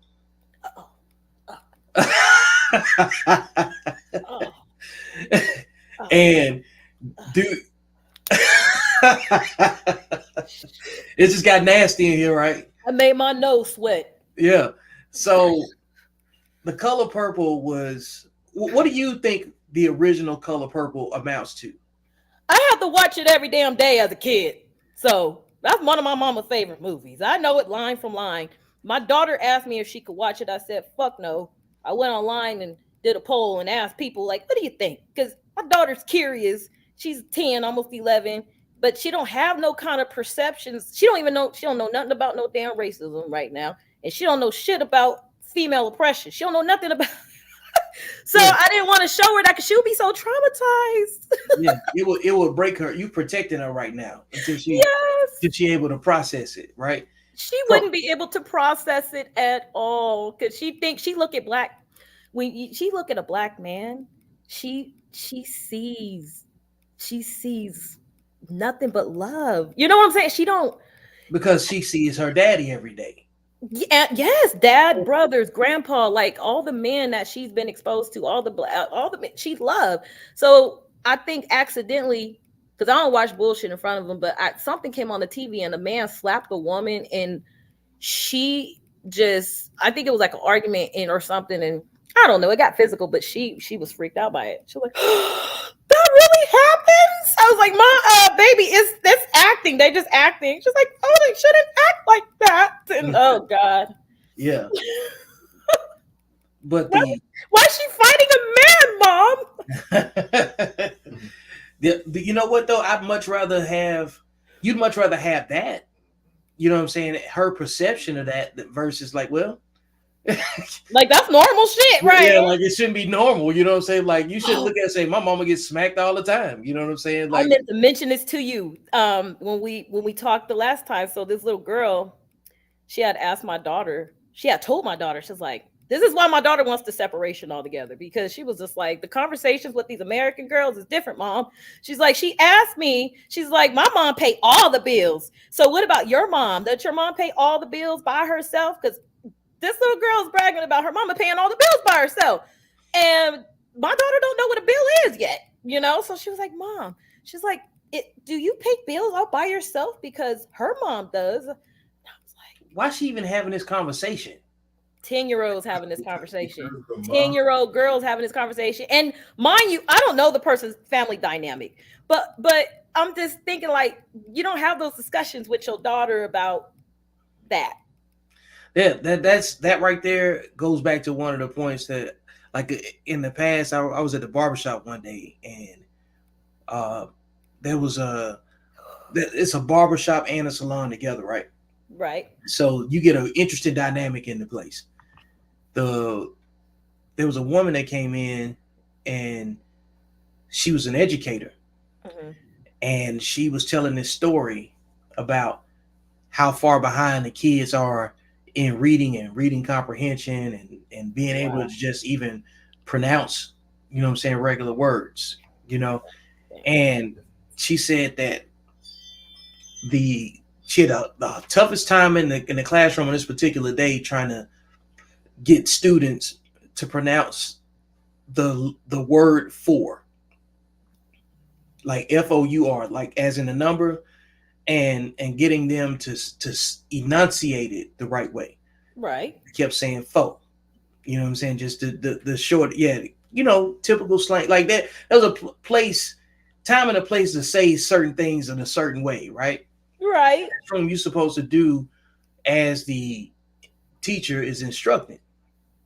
And just before this lady was like, well, you need to have some kids and stuff. I said, no, I don't. I'm straight. You know what I'm saying? Because and then when she told that story, I said, see, that story right there is why I don't want my kids going to school with those kids.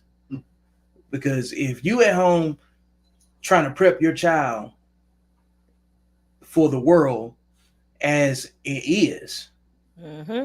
or as best as possible, they still gonna have some outside things that you can't predict.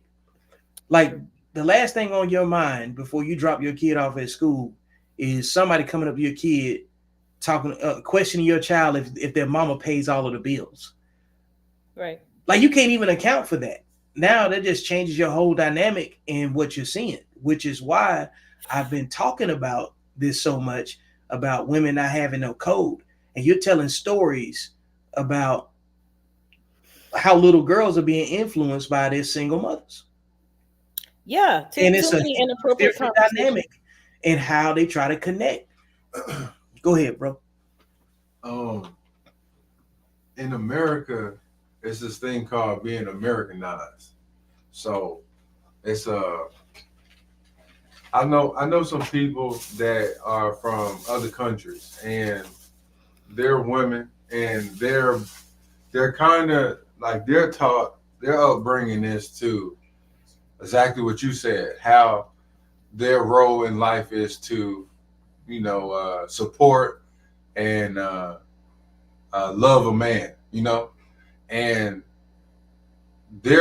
when they come to the U.S., they have this big shock because shit is ran differently here. And it's the same thing that you having to go through with your daughter. You just gotta teach your daughter, get your daughter ready for the world the best way you know how to get fit. Don't worry about them other motherfuckers. Them other motherfuckers just gonna be, it's just a distraction. There's other cars on the road. You're gonna go, you're on a journey and you're gonna get there, but it's gonna be other cars on the road. Yeah. You don't gotta worry about them cars as long as they ain't in your lane and they ain't, you know what I mean, messing up your path to your journey. You see what I'm saying? So it's just one of those things where more women just I really feel like that in America. I don't know why or how it got like this, but I feel like it's almost a competition. Like whatever a man can do, I'm gonna do it too. But it shouldn't be like that. But I think it's a lesser degree, but more outspoken. And I feel like a lot of women don't want to be independent and don't want to be working all these hours and so on and so forth. But the small portion that do want the equality and all that, they just making it they're just making it sound more than what it is. And I think that's what we at right now. I mean, you know what? I've been on that other side. I was gung ho and trying to prove that I can do exactly what a man can do. That's why I had multiple lifestyles at one time. And I wanted to prove that I could do it because my father is a very wise man. Oh my God. Me and him, like I said, he's one of my favorite people in the whole world. And he always kept it real with me. He would see my bullshit and he would be like, hey, you can't do what a man can do. And then I would question him about certain things, and he would tell me, "Nah, I don't think you're ready for that. You know, I'm not going to tell you that." So I was like, "All right, I'll go find out on my own." He's like, "All right," and I did. So me and him now we can talk about it now. But I went through a real big rebellious stage because my dad didn't have any sons, so I kind of wanted to be. I wouldn't say I wanted to be a boy, but I just wanted to prove to him that I could do all the things he said that I couldn't do. And it's funny because I ended up messing up myself. I ended up delaying a lot of things for myself only because I remember, you know, I was told by other women like, hey girl, you need to have your own, you need to do this, you need to do that, and you do this. And plus being a single mother, you know, so it was a lot there. So I had that in me. I had that even when I was in the military. I would go in the gym and try to prove I could lift heavier weights than the guys. That's why my arms look like this. I look like a fucking bodyguard, and you know what I mean. I'm built. I don't see no bodyguard. I know you married and everything. I don't see no bodyguard. No, well, I've had men tell me that. They're like, "Girl, you look like you could beat me up." So that's what I meant. But like, I've only met a few men in my life who I could sit here and say, like, I don't really want to say intimidated, but they would just be like, you got too many tattoos. You look too, you just, I don't know. We can be friends or something, you know. And that was okay too. But that's okay. I said this early when I was talking to somebody. And they said, well, you're a contradiction because you're saying you don't want your daughters to be workhorses, but you're retired military. So, and I'm just like, listen, it's not a contradiction because I've made all these fuck ups and I've done things. Now I know how to guide them. So I don't want them trying to compete with men or trying to be like a man, because all that's going to do is just going to delay her shit. It's just going to delay her. No one is even noticing what the fuck you're doing. It's only you and your experience, and you're competing with penises. You'll never be able to move like a man. Don't try. Move like a woman, and you'll have more joy. I'm telling you. Right. Man, that's so hard for some people to understand. It's like it's because that's the epitome of the unhealthy competition. The epitome of it. Like, man, look, I would have cussed me out 20 years ago by saying this. Seriously, I wouldn't have been able to accept that. There's too many Priuses that's trying to be Ferraris. Like, for real. Like I need you to be a gas saver. I need you have a purpose. You just got to lock into your purpose and your understanding of who you are as a woman and what that look like, what that represent, what that feel like. That's all really a nigga need to feel, is just some love and some support. Let me go out there and fight. Let me work my fingers to the bone. You don't got to do all that. You can work your fingers to the bone while They don't want that though, because look, I have guy friends. I have guy friends, male family members, good guys, great guys. And the minute that they'll tell a woman, "Hey, I want to take care of you, I want to do this," it scares the fuck out of them. But and I don't care who I offend right now. The thing is, a lot of people get upset because they're like, "Oh, well, these brothers are going out their race." It The thing is, with men are more simple than what we realized. He's probably going out of his race because that lady has been raised to be a receiver. Mm-hmm. She knows how to receive, and she's probably seen her mother, her grandmother, her aunties, her mama's best friends. All of them are married. All of them are sipping wine on Tuesday afternoons. You know what I'm saying? Like, they cooking dinner. They probably got little housemaids. Who knows? But they see happiness. They don't hear, "Oh, my mama got to pay all the bills by herself." You don't hear that when you walk into any other type of household, because I know, because I have friends of all different nationalities, and those aren't the conversations. I was just with a friend, and her husband just bought her a new Mercedes. It was beautiful. I mean, I don't know. I mean, those are the conversations I'm used to having. Like, "Oh my God, my husband, he just surprised me with this," and I'm used to that type of shit. I ain't. Yeah, that goes like down into the weeds of why I say that the disconnect in our culture is between the women more than what people are paying attention to. Because when you look at a school parking lot, right, there's tiers of women that have children in those schools that have a lot of contrast in their backgrounds, right? Mhm. Your daughter embodies that. This experience that you're talking about, that you use your daughter for, she's having a completely different experience Yeah. observing her mother and her father in a healthy relationship. Then there's other men that she's been able to see, so much so that when she sees something on TV that's all entertainment, it's almost gore to her. You know what I'm saying? She won't watch it. She The won't watch other it. the other girls that she go to school with, they twerk because they mamas twerk, and they come from a long line of side chicks that's been twerking, and all they pass down is resentment for other women. Mm-hmm.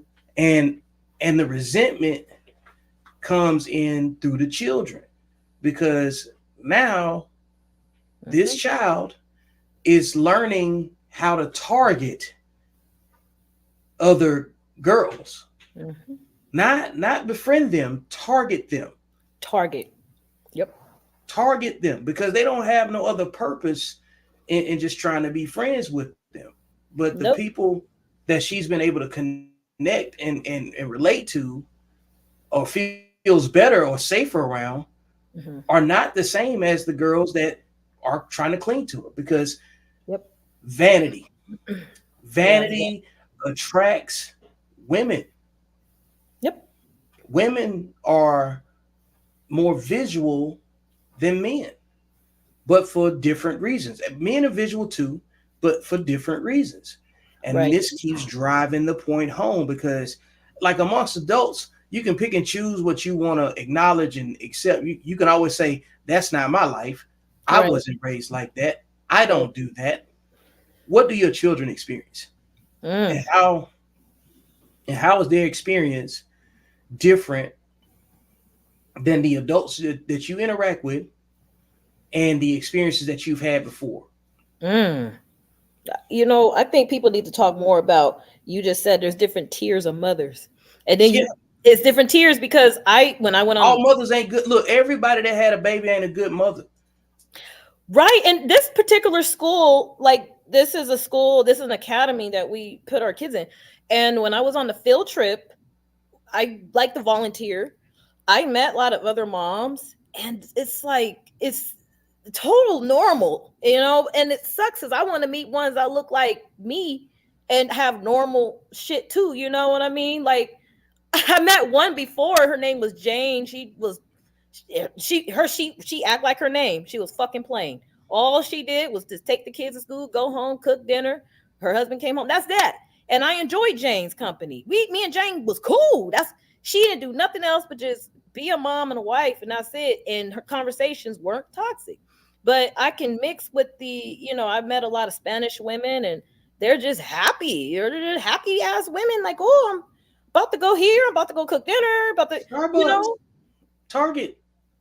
let's go to Target. Yeah, that's all my grandbaby's other grandma. Like, if we got together, that's all we gonna do. We're gonna laugh, talk, and shop and cook and go home before our husbands get home. Yeah, yeah. Like do white stuff. Right. You want to make it home before your husband's home so you could get dinner on, you know? Yeah, because because your priorities are different. Yeah, very much. And then a lot of people say it sounds like slavery. Here's the thing. Let's just say this. What if my husband and I didn't have no children? What the fuck would I be doing with myself? I wouldn't be doing anything. So my thing is, we have to eat. The kids got to eat. I don't feel like it's slavery. Like, what kind of perception is that? So to me, going to McDonald's all the fucking time, or going to Taco Bell, or having fast food, that to me, that doesn't sound appealing to me. But I go in there, I turn on the music, I cook a meal, I like to clean. Now, don't get me wrong, cleaning can be a bit much sometime, depending on how big your house is. But I just hate when a lot of these women, and it's going viral, and they're saying, well, I don't want to do this for a man. I ain't trying to be nobody's slave. Look, my husband's neater than me. I have never picked up after this man. We've been together 13 years. I'm the one that's ex-military. You would think he is. If anything, he has to tell me, like, look, Star, but we're both clean, but he's significantly more organized than me. Significant. I've never picked up after this man. I never cleaned after this man. I would, but there's nothing to. He's a disciplined man. He's a man. Disciplined men are not burdens to women. No. Women that experience burden, men that burden them are usually selecting undisciplined men. There has to be accountability for that. I'm sorry. I know that. I mean, I'm just saying there's a personal accountability there, because a lot of women's like, he's a man child and I don't want him. Ma'am. Why you hump him? Right. That's no. I don't. Why y'all humping man children? Ew. It's weird when you put it like that. If you got a baby with a man child, what does that make you? If a man even exhibits any traits like a child, I'm never touching him. What attracts women to man child? That's a really good question, because it's a viral post going on and about a lot of women saying this is why I'm single, and they'll start naming all the things a man done did, and they're like, I can't be with him. That's because they didn't like him. If you like that man and you're attracted to that man and he make you feel good, he make your orgasms feel like you in outer space, he don't matter what the fuck he do. You gonna just sit there and be like, oh, that's my baby. Yeah. He did that. He did that. You know, like the shit when he start getting on your nerves, just know you don't like him. That's okay. You don't. That's just it. Yeah. That's just it. Don't blame that on being single. It just means that you haven't found someone you're compatible with. But then here go the married women. Ooh, I agree. I understand, because I married a man child. What does that say about you, man? What does that say about you? Do you have the ability to attract what you want? Because if you have to, if you have someone that you have committed to that you complain about, they probably settled for you. Something ain't right. You're not right within. You know what I'm saying? And you made a decision based off of vanity. That it had dick or vanity, because I had to be. I've been married twice. Even my ex-husband, never. Yeah. I can't even call him a man child. I can call him a lot of things, but not a man child. Yeah. You know, so I've never attracted that. So when they say these things like, I got to pick up after a man and I got to drop the toilet seat. And he don't like you either. If he make your life hard, he don't like you. He don't like you. You're right, ma'am. Like I don't know. If he make your life hard, he don't like you. Yep. Something. And if you don't like, and if he don't like you, you don't really like him, and he can tell. You know what? I can say this much. The men that I have attracted, they all have the same attributes as my father. Because you grew up with a father because you had to have something to compare it to. That's which goes back to the same story about your daughter interacting with this other girl at school. She don't have a man in the house raising her. That's why she going to school talking about bills to other folks' children. At 10 years old. Do you think a house with a man in it is going to have children going to school talking about the business of the house? They wouldn't even be in that conversation. No, because man, Like I knew about the bills at 10. I knew about the bills. Mm-hmm. I knew what bill was due. I knew what I had to do to make sure I contribute. I was paying bills at 10 because I knew how to do hair. I knew how to babysit because my mama couldn't do it all, you know? Because you had to get in the fight. That's the thing. Like when you don't have a man in the house, you're in the fight. The man is the barrier to keep you like the man reflects consequences in the world. That's it. He's supposed it's supposed to be paradise at home. You shouldn't have the complaints that he has. You see what I'm saying? Like at some point, somebody's out of position. If we got the same complaints, we're doing something that we both should not be doing. Because if you go outside the house and work, and then you come home with all your job complaints, then I go outside the house and work, and I leave work at work, and I don't complain to you because you don't want to solve problems. Women just want to vent. They want to use their space with their significant other as a husband. I mean, as a therapist almost, as a dump site, because that's how the communication goes for women. They say anything. They want to be able to speak freely. That's why like diaries are very, very important. You know what I'm saying? For women versus men. I'm not saying men shouldn't keep diaries, but when you bring it up, we use more words. Exactly. And then like you just described earlier, you said I looked in my diary of the things that I had written when I was younger, and then you like comparing that to where you are right now, looking at your daughter, and then comparing all these different situations. Boys internalize this stuff. And we observe because we have to observe our environments a lot differently. You know what I'm saying? That's why the suicide rates are so high with men. I was suicidal at 11 because of the things happening at school with the girls, and then I had to go home and deal. You had to go home, and you got no place to deal with it because you got a mama that's saying, "Suck it up." You know what I'm saying? We got these bills to pay. Yep. Like that, all of that extra stuff. That is life as a man.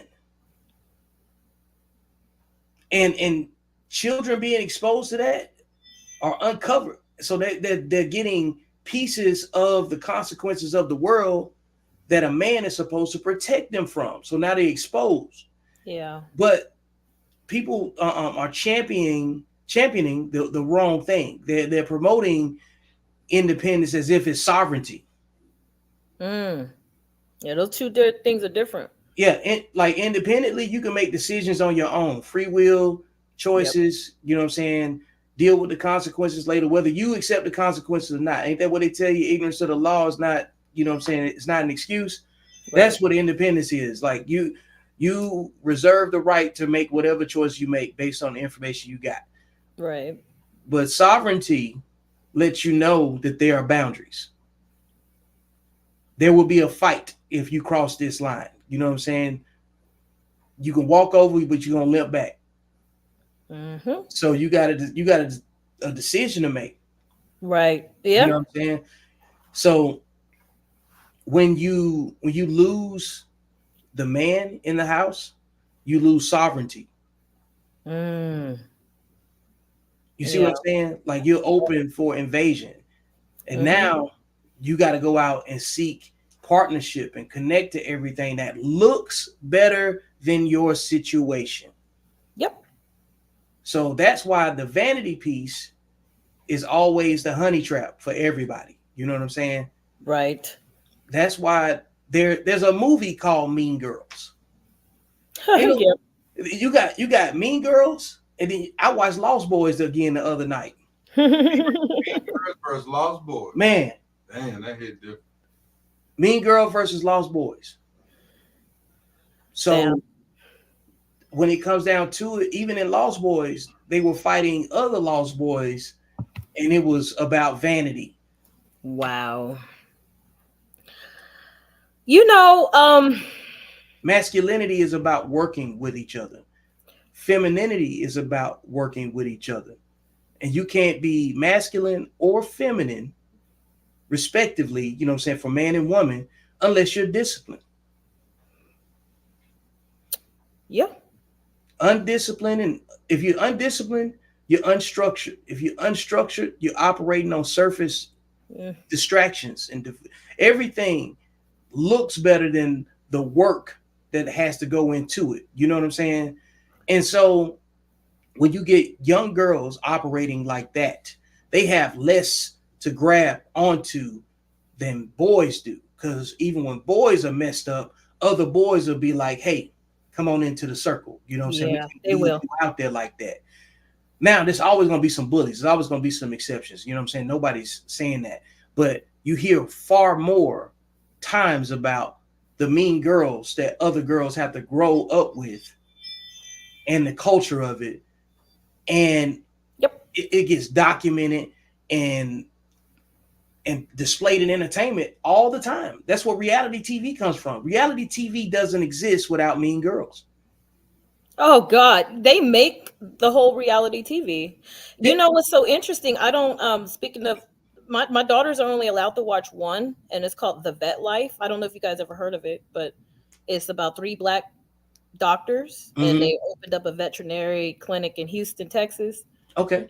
Yeah, beautiful show. I don't know if it airs as much because, you know, they don't get a lot of Because the majority of the households, they're all married.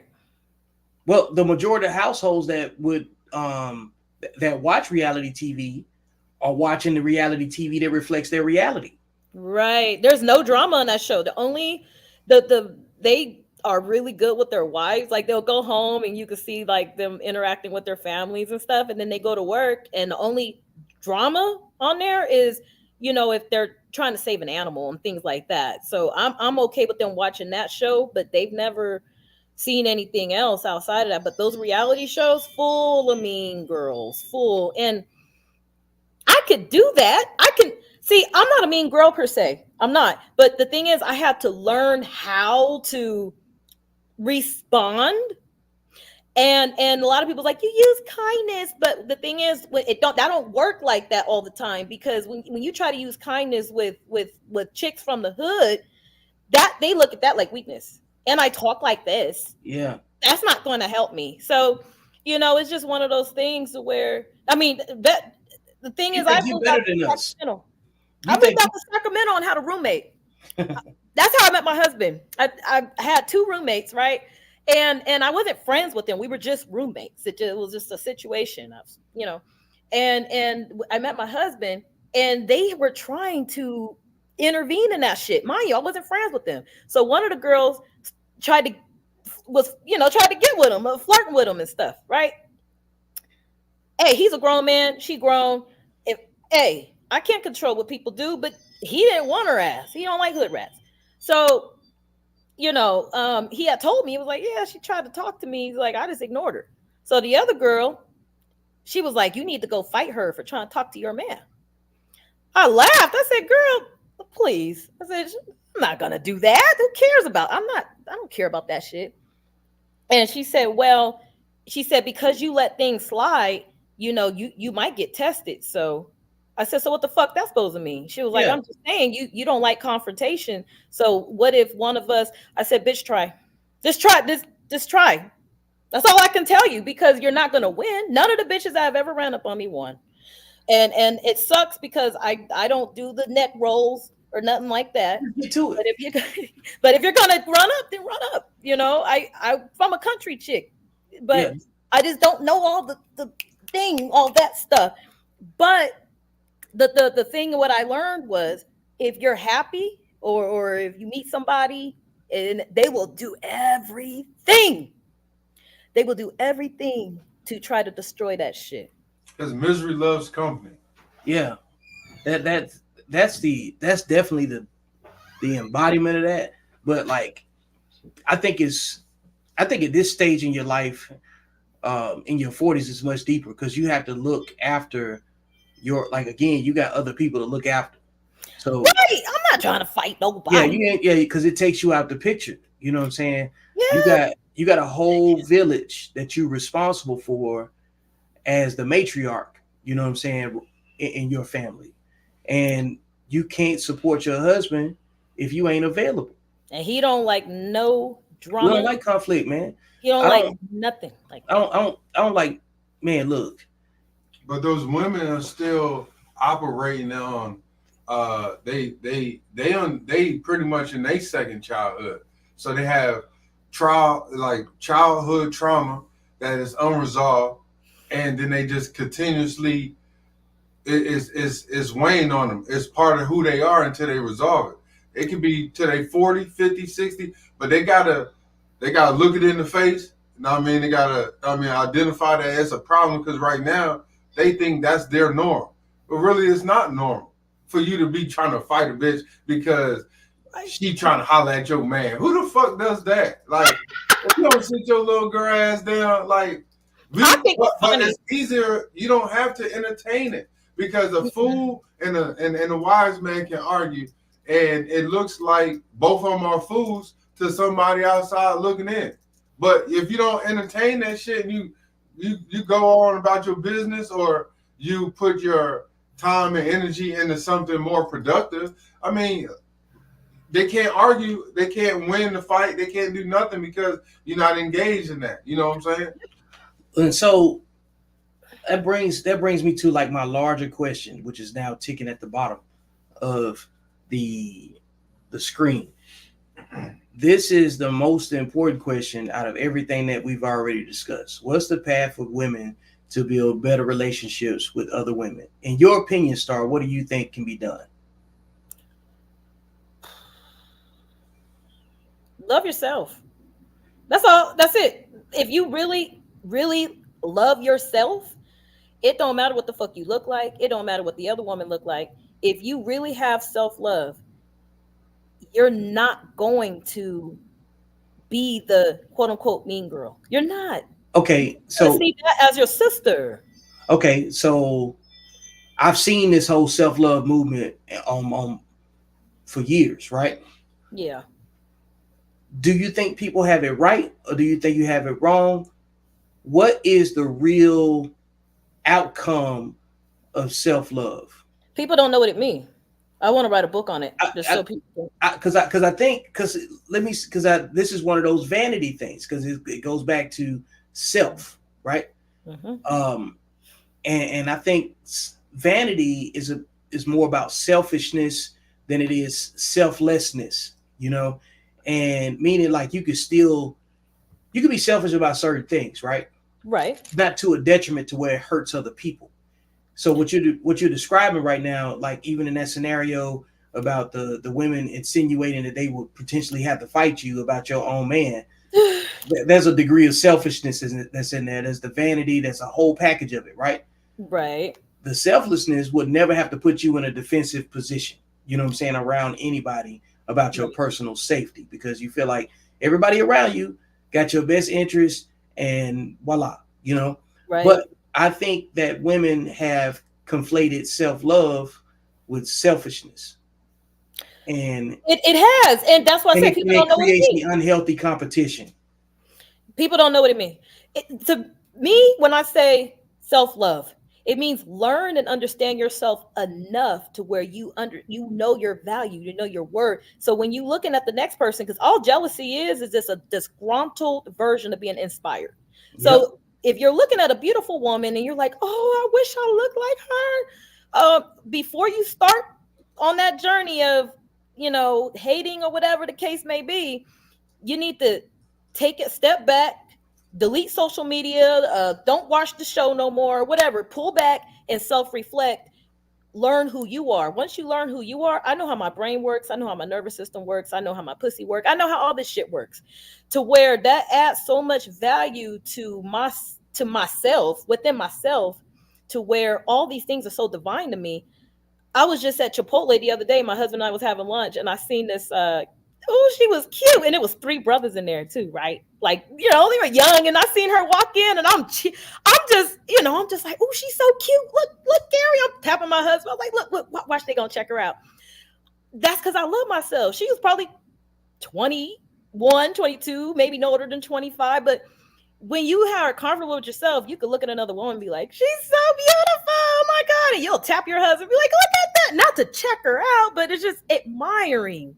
Mm-hmm. We're vain people. But sometimes we got to take it back a bit and really realize what we bring to the table. Everybody's like, what do they bring to the table? Okay, the non-tangibles. What is it about you outside of the surface that makes you you? Once you figure that out, you don't have time to hate on nobody. And I think that's what builds women's relationship, because all the women that I'm really good with, they know themselves. Okay.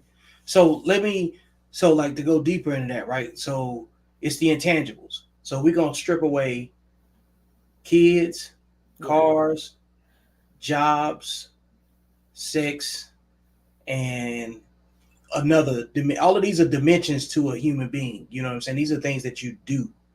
If you take that away, what do most women have to bring to the table with other women? Take men out of it. Mm-hmm. If you took men out of all the women's problems, women would still have major issues by themselves. Because the kids reflect how they're being nurtured. And nurturing comes from the women. Primarily, they're the agency for nurturing. So if they come out competitive, that says a lot about the nature of being, you know what I'm saying, how they're being nurtured, right? So if you strip away all those intangible or all those tangible things that I named, what do women have to bring to the table to other women to even cultivate realistic friendships? Because I've experimented with this. Mm-hmm. It's a sisterhood. It's something. When I talk, I'll use Sheila as an example.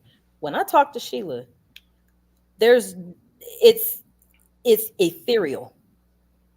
We have synchronicities. She's all the way down south. I'm on the West Coast. But yeah, like you said, take away the kids, take away all of that. We go straight ethereal. We go straight metaphysics. Now, I'm not saying that's for every woman, no. But there has to be a crown connection, crown chakra. Beyond the surface, it has to be a crown connection. And I've said this about maybe 2 years ago. I said it actually longer than that. I said in order for women to really have that connection, there has to be a crown connection.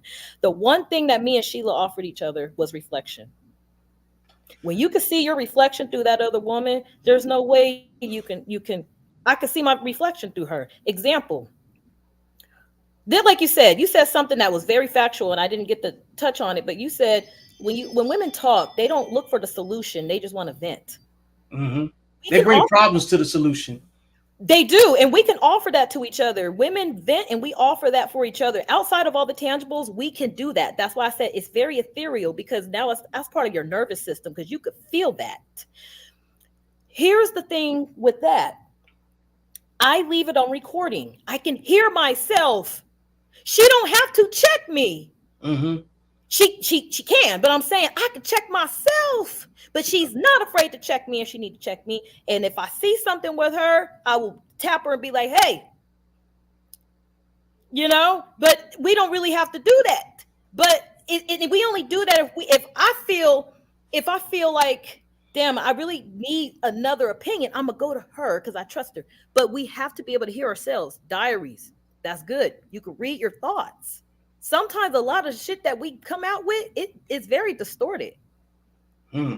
But if you're not looking for a solution, why the fuck are you talking? Because all you're going to do, you're going to add to the problems. Now, I don't feel like we should talk about things unless we could come with a solution. But most of the times, the solutions people they give is not from wisdom, it's from their own personal shit. Their own personal talk about wisdom. So, example, I've had older women tell me, girl, don't tell that man what you got, because but that was their situation. They married an undisciplined man. They married a man that want to buy pussy. They married that. I didn't. Mm-hmm.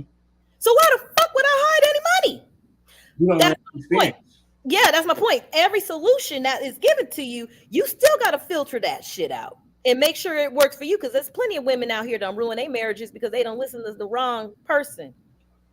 One shoe don't fit all size. My experience ain't like them other ones. So I select my friendships and, like you said, take away the kids. But fuck that. I can't be friends with a woman that's not a good mother. If you're a mother, you could be the best friend.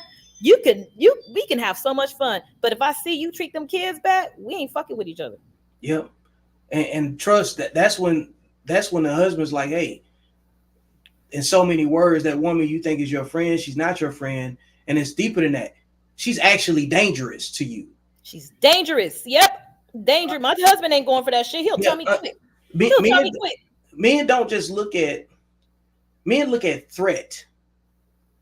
We look at a worst case scenario that most women ain't looking at. You know what I'm saying? Because they're we always prepared to go much further than what other people may think.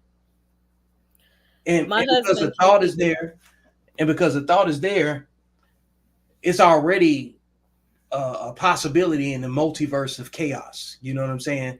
Because we know the damage, we know the erratic behavior of the wrong woman because we've seen men deal with erratic women.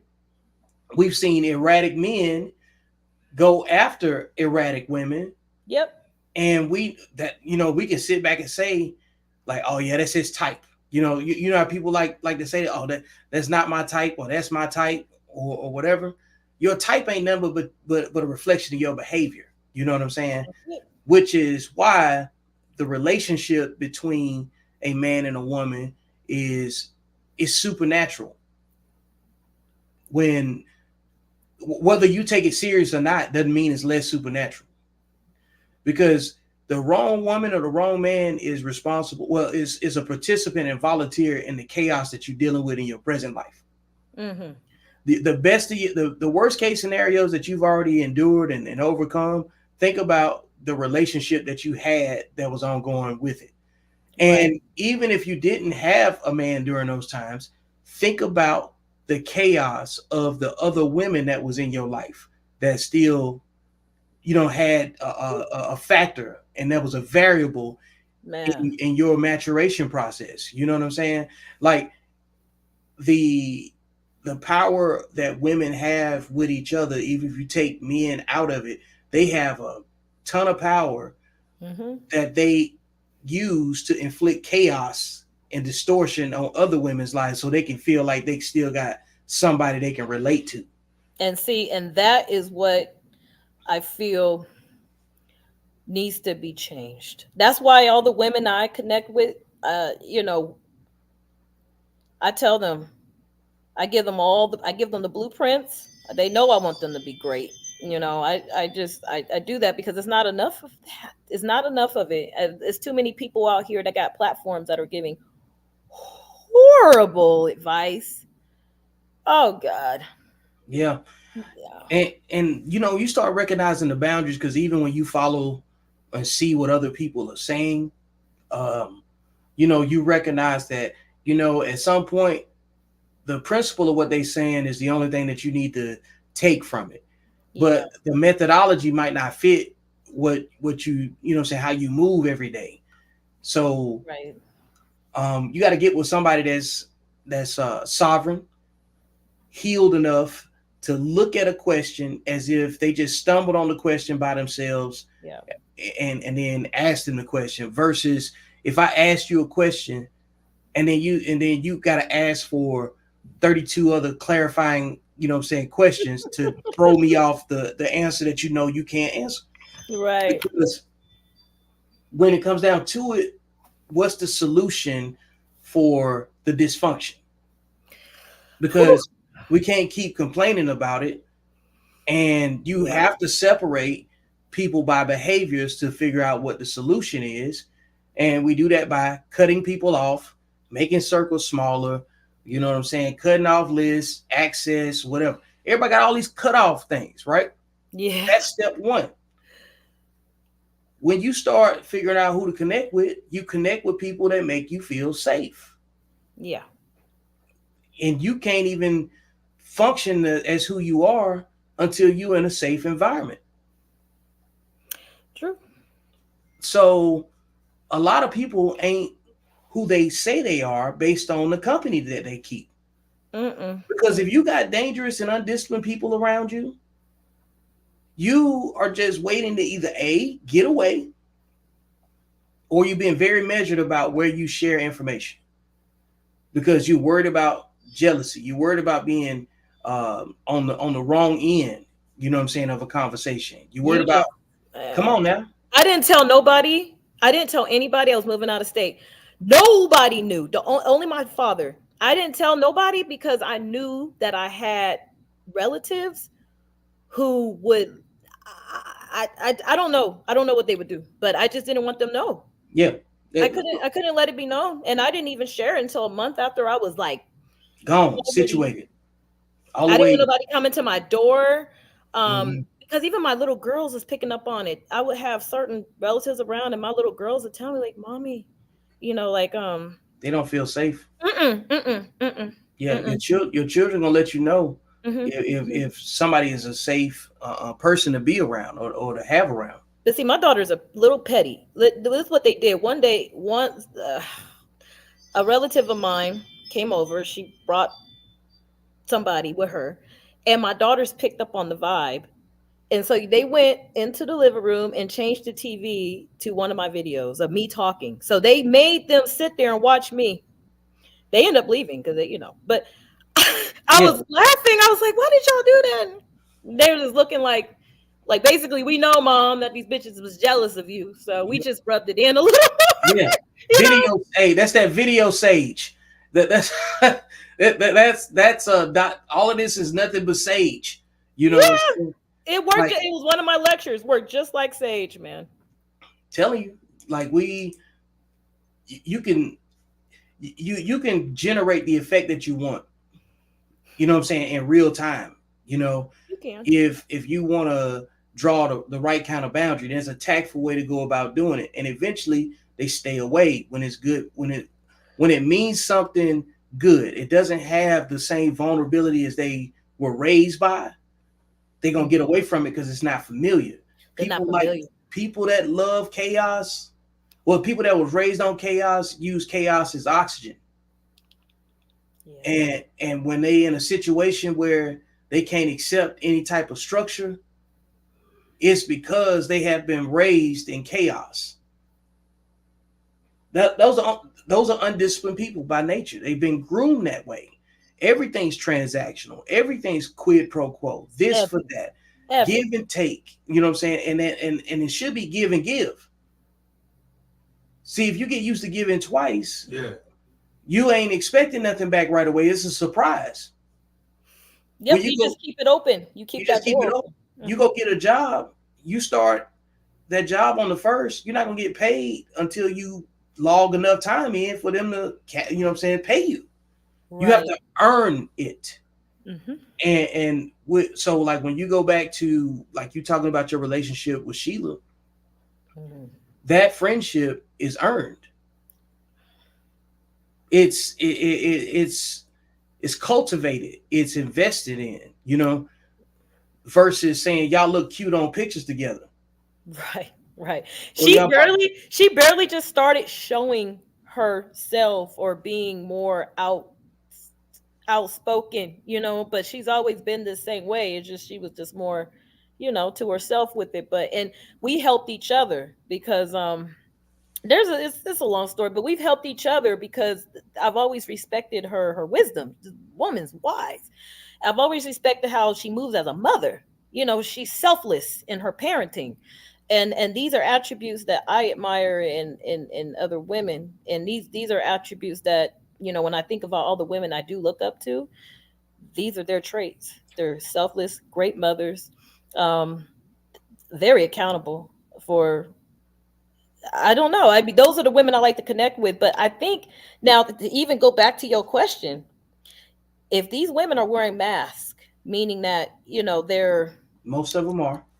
Yeah, you're gonna attract more other people wearing masks. I've been in girl crews and groups where it's like five girls are all close and all five hate each other, but they're together. because they only love each other with their mask on. You see what I'm Right, saying? Like that. All of those five things that I brought up, the tangible stuff, that's a part of the mask. This is the mask. right. Those five, take the mask off. The mask is everything that you do. That's it. Your resume ain't nothing but a mask. That's all it is. I look. I had a lot of women want me to go out with them because I can attract men, things like that. It wasn't because they like me. I have women that want to do shows with me because they don't. It's not that they like me. I have girls that I actually was like, oh, I like her. They want to work with me, but it's not for the right It's reason. transactional. It's not genuine. It's not genuine. It's transactional. They don't know I can feel it. They Yeah. don't they don't know that I'm very in tune with things and I could read what they're gonna say before they say it sometimes. Most of the time. Because they manipulate vanity. They manipulate their own vanity. Mm-hmm. They like you got to think about how women break up with each other. Well, is it ever over anything? Like take the man away. What is it usually over? Mine is always either jealousy. Superficial stuff. Yes, it's superficial shit. Yeah. Vanity. And how I say a lot of people's like, this girl keeps saying people jealous of her. Let me tell you, the only reason Those why the people that she talking about too. yeah. The ones that saying she think people that think that what you're saying is amounts to you being full of yourself. Those are the people that usually cause the problem. Those are the people. And it's I was told this. It's not like I'm making it up or I'm assuming. This is what I was told. And because I want to sit down and I want to reason with you because you can't offend me. Nope. So I'm loving, even though I come off sometimes a little different. But I was like, what the fuck is the problem? If I did something to you, please tell me. Like, I'll apologize because I know my mouth can be kind of foul sometimes, but I mean good. But I'm like, what did I do? And they'll come out and be like, you know what? One just told me I'm fucking jealous of you. That shit broke my fucking heart. And another one was telling me, she's like, it hurt, man. Oh, please stop right there. Yeah. I've been waiting for about an hour. Why do y'all care so much about another bitch or about what another person got to say or feel? They ain't really helping you. Because I took her under my wing. Go ahead. I took her under my wing like a little sister. So I fell in love. I'm looking at her like my daughter or my baby sister. And then years after me cultivating, doing courses for you, trying to help this. They didn't earn it. Thing. They didn't earn it. You see what I'm saying? Like when you earn something, it hits there. You respect the mentorship, but they just saw what you were doing and they were around you to scheme for themselves. And I guarantee you, if you think about the person and the weight of our conversation, how they were raised is going to be very similar to yourself because you saw you in that person. And you have to understand the only way that you could go forward with people is if you trust the steps that they're going to take, that they've already been in your place. Because they can't take you somewhere that you ain't never been, right? That's true. Another reason why it's heartbreaking too, and why I really felt that shit, is because you start really thinking about all the vulnerable information, all of the times that they could have really done something to you. And then my husband said, when my husband told me, I feel something. He said, I feel like your safety's on the line. He said, the girl's too jealous. I'm telling you, don't let her back in my house. He said, I bet not catch her in this house no more. He said, I don't give a fuck what you do as far as how you tell her. He said, I don't give a fuck, don't let me get to. That's all I'm saying. If you get to me, he says it's a problem. I've had to do that before. To say, hey, look, no, baby, no, you can't. I don't even have to go into a very, very, in-depth explanation, but no, she can't be around you. And I don't care what your relationship was like beforehand. It's about our safety because she reckless. If she reckless with her body, she don't care about yours. No, not at If all. she reckless with her body, she can't care about nothing. A lot of women don't understand that because here's the thing. I've been friends with the hoes, but guess Yep. what the hoe is doing? She's gonna use you as a scapegoat.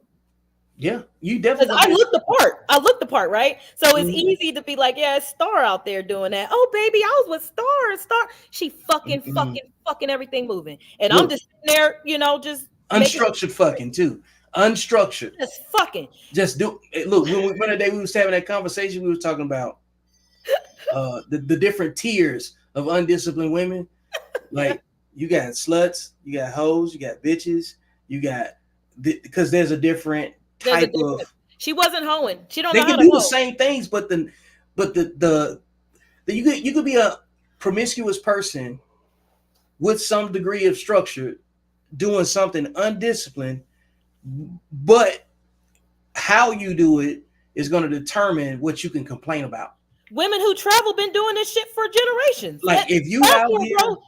if you up and down the highway with your body, Hmm. you can't complain about a lack of long-term relationship options. That you ain't in that space until you get until you get off the highway. Well, usually what women You do, can't they get a complain about that. passport, they get passports, they go and they fuck in other countries and they come back like nothing ever happened. And passport bros are like 30, 40, 50 years behind because women been doing this shit, by the way. Ain't you? Um, and in your what you was talking about with the safety, that's actually something I wrote about in my book. I put a scenario in there of a lady, her man told her, do not go out with them. There's something wrong with them. She said, oh, he controlling. This is in my book. He controlling. Mm-hmm. So she goes with them, and the friend sets her up, put a hat with her fiance, and they try to date rape her. Thank God she had her phone on her, and she was able to text her man, the one that told her not to do it in the first fucking place. Mm. But I put that scenario in the book to Oh, show cool. that a lot of time a man ain't trying to control you. He really can see some shit that you just can't see. Man, Players Club. Yeah. Or vice versa too. Like sometimes a woman can tell a dude, hey, Mm-hmm. she trying to holler at you, this, that, and third. We might not see it. We don't even see it We because just going in because we got different intention. But we Mm. got the kind of got the blinders on because we thinking this is something safe. This is something that's okay. You know what I mean, but it ain't. But going to piggyback about scenario, have you heard about it's in the news now that it's this 19-year-old girl and a 23-year-old girl. The 19-year-old girl had this dude, he's in the G League, mm-hmm. and he played basketball with her. Okay. And they were supposed to be setting the 23-year-old girl up for some shit. Oh, anyway, the Sacramento King. Yes. Yeah, man. Look, y'all talking about. I'll be right that back. shit is crazy because imagine you, the 23-year-old is very excited, like how you felt, really excited about this younger girl, but she thought that they were friends, Yeah. and she go on a trip to Vegas, and the damn girl, the 23-year-old, end up dead. Now the 19-year-old and the damn ex-basketball player got murder charges on their ass because some shit went wrong or whatever the case may be, or it went right according to their plan. But you got to be very, very careful about what you got going on, and that jealousy can turn deadly. So again, like, yeah, you seen something good in old girl or whatever the case may be. You was hurt and you was heartbroken, whatever the case may be. But like, why did you feel the need to, be vulnerable and and help her out and so on and so forth when I guess she ain't never really show any sign of like worthiness of that. You see what I'm saying? Till later on you see like, you know what? Damn, you right. She already came to my face, told me she jealous. She already was operating on a different intent.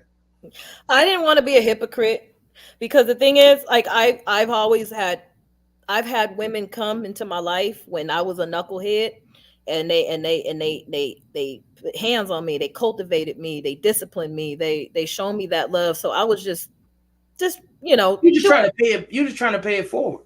I was just trying to pay it forward, and That's necessary. Look, this is the yeah, thing. You're gonna find your boundaries in your work. Somebody yeah. gonna try you. That's like one of the things that men always notice. Like anything you choose to do, it's a full on commitment, and the the obligation to do so got to come from within. You got to be good spirited. But understand something. What you just experienced with that woman is what happens to men when they get betrayed by women. Hmm.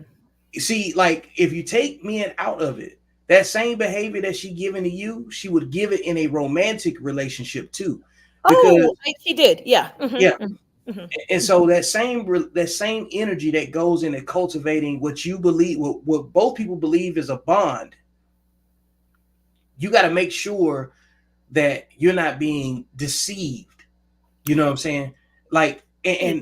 and deception comes in so many different packages Yep. when it comes from women, which is why you got to strip everything away. You got to I find. had to read the 48 Laws of Power to understand the strategy that was used, but also, um, yeah, I did because Yeah, I because like, look, What was the strategy? Because I didn't read the book. yeah, What was the strategy? use gifts to disarm someone. So yeah, basically, when you bear gifts, it will disarm that person. So it'll throw their senses off. See, me personally, I would never buy something for a motherfucker I don't like, yeah. but because I think that way, I'm projecting my thinking on other people, and that's not. She used the same tactics on you that men have used on her to get what they want out of her. Damn. And no reason for her to be jealous is just the lack of She's learned trying. all of her tactics from the undisciplined men that her personal discipline has attracted to her. See, tactics is a masculine thing. Yeah. Like, because you're trying to deconstruct something. Everybody has tactics, but what I mean is, it's like when women try to befriend each other like that, that is a tactic that she has learned from other men, which is the very reason why she needed your mentorship in the first place. Yeah. Everything you're saying is like you were there. It's true. It's very true. But I was good. The thing is, all the relationships or friendships that I've had that I know that, we had to cut it loose. My conscience is very clear. The only thing that I could sit up and say, my husband had told me, is like, sometimes you push a little hard. Like, example, I don't want to say no names because I already know motherfuckers might be watched. But example, somebody told me, Star, I'm coming into some money. I don't know how to manage it. It was a significant amount of money. So what I did was I got all my books together, all my finance books, and I done highlighted shit. So I'm just like, I know she's not really a reader. So I was like, look, this is the best I know. Like, you asked me for help. Let's go over Rich Dad Poor Dad. Let's go over Millionaire Next Door. Let's watch these videos. Let's get some ideas. Actually, you want to talk to one of my financial people? Maybe they could give you some. And I got accused of pushing. Oh, you must want my money. What? Right. So my husband said the thing is, you try to help too much. He said you offend people with that, because sometimes a woman don't want that solution.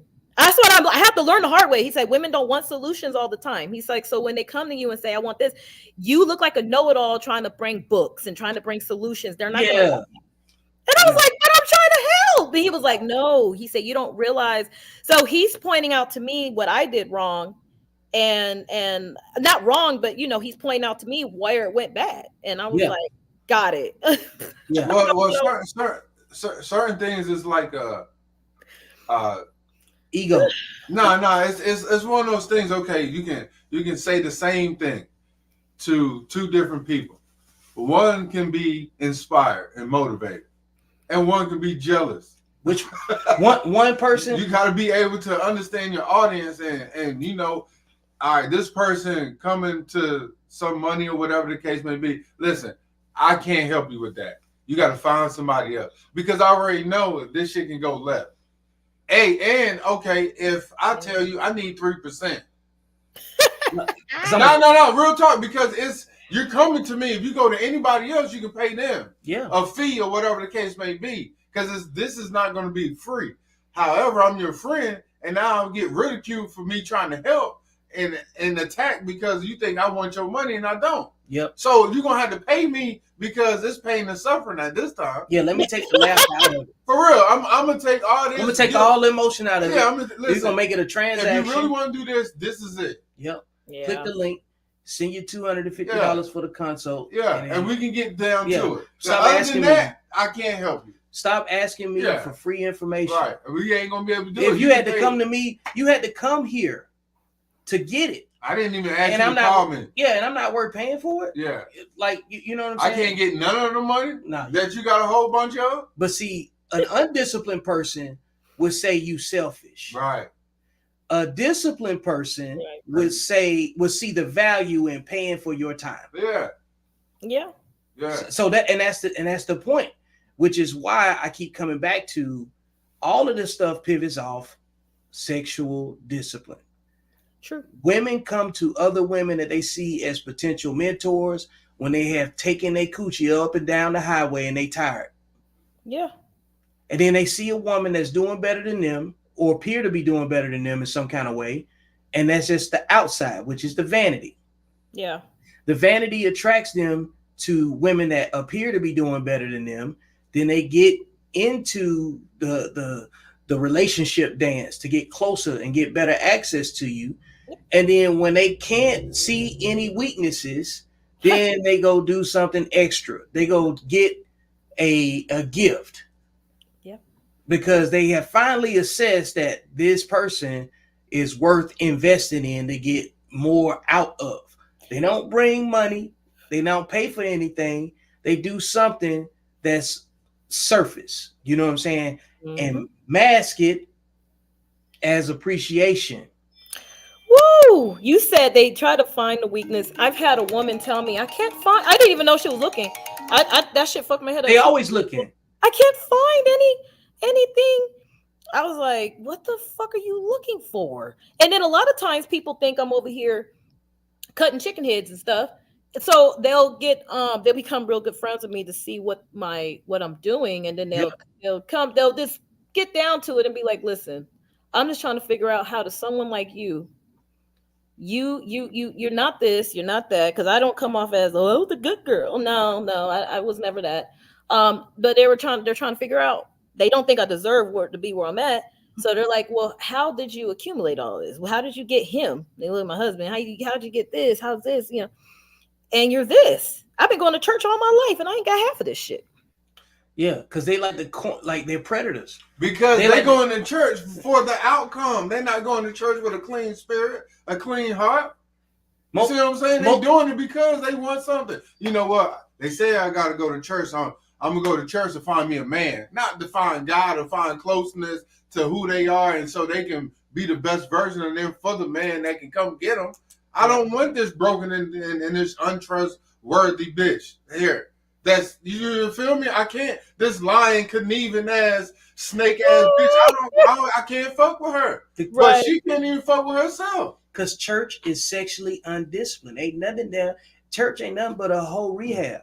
A whole rehab. The pastor. Think about who there. Everybody is going there on the surface, looking for some sort of healing. But like he just said, if your spirit ain't already clean, you don't even know.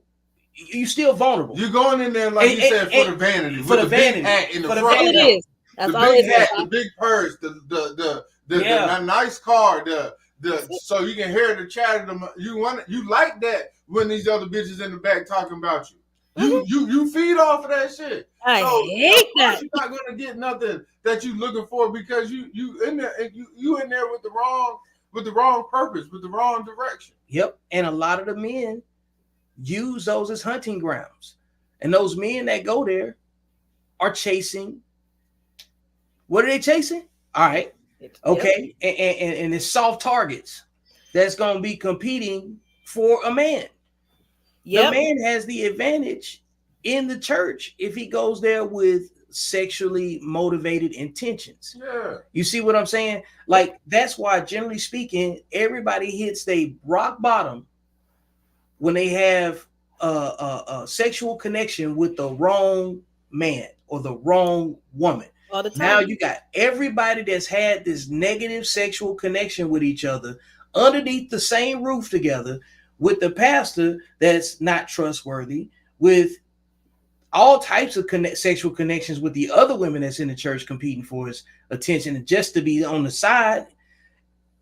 This is the atmosphere of what I'm describing is more common than what people are actually looking at.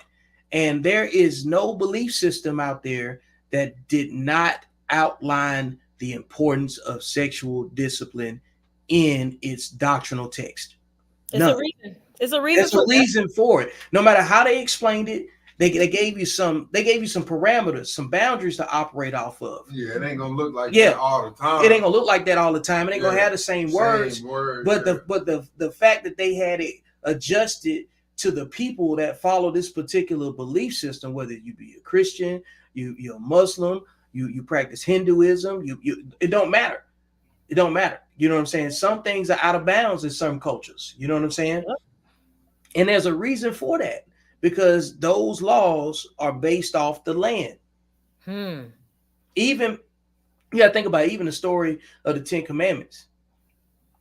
What was one of the Ten Commandments? Did they have one about adultery? Yes. Why did they have to write that down? Damn. Huh? Nobody ever think about where the instructions come from? Why do you think they got instructions on shampoo and toothpaste?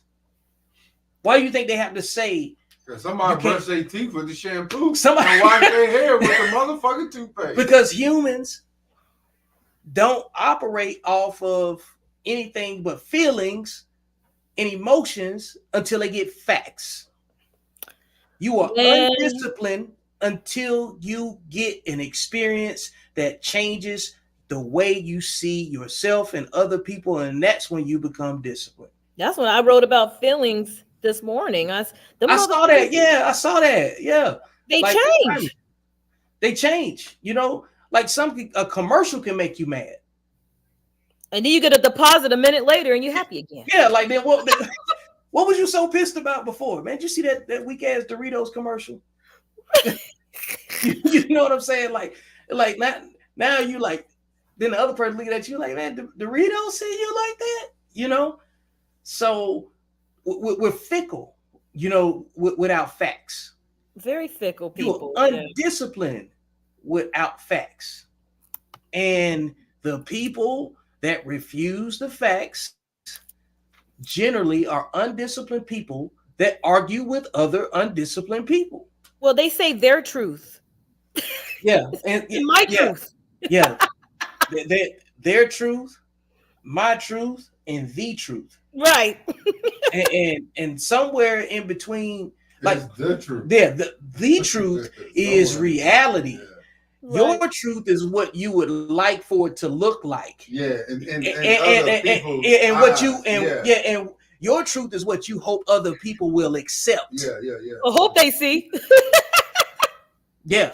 Your truth is what you think other people should accept. You know how entitled that mindset is? You know how undisciplined that is? That's crazy. Like, it is. They're not thinking creatively. Nobody's thinking about consequence. Because that's why I say, when I say women have no code, and I be hard about this, right? Women are the only demographic of people that think that they can talk shit to somebody online, go live with them, and then go to somebody else's house and beat them up on their front porch, and then be shocked when they get shot. Mm-hmm. Like that ain't like men no threat. The undisciplined men that don't respect threat, we read about them in the news. And we were like, hey, play stupid games, win stupid prizes. You know what I'm saying? And that's just it. But I've seen a video where there was, I think it was in Iowa. There was a woman walking a dog. She was black. She was beefing with this white woman The white woman was standing on her front porch. The black woman walking the dog. They clearly looked like they had some sort of familiarization with each other because they was going back and forth about something. Oh boy. The dog started getting agitated because and then the husband of the lady that's standing on the porch comes out and says, "Hey, get your ass back in the house." Right. He pulls her in. Then her daughter comes out. Oh boy. Agitates the situation some more. The lady with the dog starts coming close. Dad is saying, "You need to get back in the house," telling the other lady to get off the property that's got the dog. And then he eventually gets the daughter in the house. And when he turns his back to put her in the house, the girl with the dog runs up on the front porch. Dad kind of fights, gets his daughter in, door opens here, and then the girl gets caught in the door. And then while she's caught in the door, he stabs her. It happened so fast. And next thing you know, she dead in the front yard, right? And then everybody's saying, justice for Tyquisha. Oh boy. Play stupid games, you win stupid prizes. You can't go through the world thinking that somebody else can't kill you. Nope. You can't. That is an undisciplined way of thinking. Just go in the house, shut the door. Just go shut the door. Don't entertain it. Like once you start performing in this circus, you become a clown. Yeah. That's nothing else. There's no you ain't gonna be the ringleader because somebody else is in this motherfucker orchestrating this thing, but you're gonna participate. You're gonna be probably in the back cleaning up the elephant shit. I don't know what you're doing, but you can't be participating in this damn thing. There's no higher status that you can raise to in that particular environment. You already in a place where there's a regular verbal threat to you. When do verbal threats turn into, I don't know, positive outcomes? It's very rare. It has to be. Look, here's the thing. There always has to be a level-headed person involved in a confrontation. I'm always level-headed. But when it comes down to that, I don't. This is where I'm big on listen to your husband. Man. Look, that is a huge. That's a huge compliment because it says there's protection there, there's safety, reason, logic, a lot of emotional intelligence, yeah, and patience. You know what I'm saying? So like those are the flowers that we appreciate, but an undisciplined woman hearing those same things will say, "Oh, he's controlling you." Oh yeah. Oh gosh. I wouldn't do that. Yeah, I wouldn't do that. I wouldn't. They quick to tell you what they wouldn't accept, and they never had what you had at all. And it's crazy to me that women can be so easily influenced by somebody that's never had what they have. Right. Well, you make your that's one of the dynamics that men, like when we talk about like I saw one video that was saying this chick was talking to this dude at the gym, and she was saying like when I drink with my girlfriend, sometimes we kiss each other, and he said guys do the same thing, right? Like no. Yeah, don't put that shit on. Don't. The way y'all communicate is the way y'all communicate. But because y'all communicate in fornication, that don't mean it's how we act. That's weird. That's like there's a community for that. You know what I'm saying? Yeah. So, and there's nothing wrong with that. But to assume that every man does that is weird. You have a real that says a whole lot about your pool of friends. No, Victor, when I seen shit online when these women talk about these men just want to do this, I'm like, where have you been? And these women be my age. I'm like, you think this shit? Like, where have you been in the past 40 years? Like on her back. The women that have the least world perception outside of themselves, they spent more time on their back than in a book. But you would think Okay, because I was thinking maybe they ain't been on their back enough or something. No, they Okay. no, they've been out here. Let me tell you what they've been doing. They've been acting like predators. Like the women that you've been getting away from you in your life, those women have been focused on nothing but extorting and extracting comfort, resources, and through transactional means from men. Hmm. I mean, I They get, we just said chaos is oxygen, right? yeah, I So get that. so so you have to be around women long enough to prove that they don't breathe chaos. Yeah, you gotta be right. You gotta be your circle. Your circle is gonna pretty much, like you said, gonna determine like how you think and so on and so forth. Because you want to have a community that's like minded. So if let me see, you got Bridget, Tina, Five best friends. Malaysia. Yeah, five best friends. Name It's too It many. don't mean the name don't mean nothing, but you got five best friends, and y'all kind of y'all kind of doing the same kind of thing, but y'all pinpointing the things out of each other, but y'all kind of doing the same shit. So therefore, if you find somebody else that got a different way of thinking, different beliefs, different whatever, then I can't fool with them because this how we doing it over here. You see what I'm saying? So when these people are talking about it, they seeking the same type of man or same type of men out there. Like, okay, you mean to tell me you had 6 relationships and all of them are the same? Like you got the same experience, you got the same type of guy. You got to find something else because they got the same mask, the same resume. Yeah, the same one. Because I can't sit here and say I have that big of a circle, but I have great connections individually with certain people. But from the top of my head, just from the top of my head, I ain't saying no names. But it's funny because me and my husband, we talked, we were brainstorming the other day, and I told him, I said, your opinion, because I was trying to see if he knew the names too. I said, who are the top ones that you could say like you feel real safe with me around? And he named the ones that was in my head. Yeah, and that is the indicator for you to pay attention to any other woman. If those women ain't like the women that he approve of, then you don't need them. This Listen, that's look, it. and so which brings me to another question too. I know, like I got to get all my questions off with you because I'm always thinking right, and I was thinking about like okay, building better relationships with women, and I thought about a couple other questions that kind of stack this up to prove the point.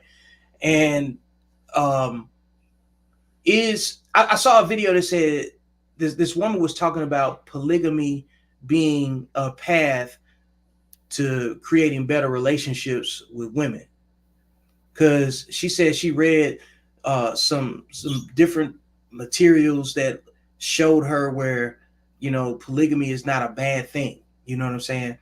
And she said I would like to have helpful women around that help with the kids and stuff. A community, you know what I'm saying? The sister wife concept, right? Right. And then so I asked a couple of my friends that are married and single about what they think, Right. um, and all of them have a resounding no, like every last one of them. And reason being, the general theme was just a lack of trust in the other woman. I know some that work. What how old are those? So that was my other question. The ones that you've seen work, how old are the relationships and are they currently together now? And how long did it last? And if it didn't work, what messed it up that you know of? Okay. I'll tell you this because I'm pretty open to things, and I believe that polygamy is a good choice for different reasons for many people, but it just takes a certain personality type. But I've seen it work. The woman was older. She was probably in her late 40s, maybe early 50s, and she told her husband, "Look, I done had all these kids. I don't feel like fucking. I don't want to do none of that, but I still want to be your wife." So, obviously a man in his 40s, he still want to, so she's like, "Hey, go. I'm okay with it. I just have to approve of her." So they went and they got one that was about, I don't know, she in her mid 20s, and she had a child. but they have to be in separate homes. But because I know both women, the younger woman has told me that she feels sometimes that, the older woman kind of acts too motherly, but that's only because she's cultivating her. She's helping her, transition into motherhood and things like that. Um, the man has to be more strategic than a mountain goat. That's all. You just got to be very strategic because look, but here's the reason why I think it worked. It's because the older one don't feel like no dick. She might want some dick like once a month. You know what I mean? If I that, want if some that. Gucci at this damn point. Yeah. She tired. She's like, fuck that. Go. A lot of older women will tell you, go fuck on come to me when you want to, travel. Then go fuck the little girl and come on back. You And ain't that's gonna have my damn leg all bent out the shape. I got scoliosis. You got my shit looking like a question mark. Now I need a bacchiotomy. Yeah. right. So it works for them. Now here's what will it continue to work? I don't know. So far, okay. But from what I believe, I could be completely wrong. I'm not a man. I'm just going on just observation and things I've heard from other men and mentoring men and women and just hearing stories. No matter how many wives that man get, no matter how good these women are, there's always going to be one particular woman that makes that man's heart do something different. Yeah. And all these women want to be that. But if you can accept that you're number 3, bitch, you're fine. If you can accept your number 4 and your role is to wash them dishes, take care of them kids and do what you're supposed to be doing, because you're getting the protection, you're getting the status, but he already had a queen. They just go ahead and they let you be the I don't know, handmaiden or whatever. Yeah, it's a handmaiden at that point. Which is Right. a great TV series too, by the way. Season 6. I gotta look you gotta catch it. You gotta watch it. I gotta catch it.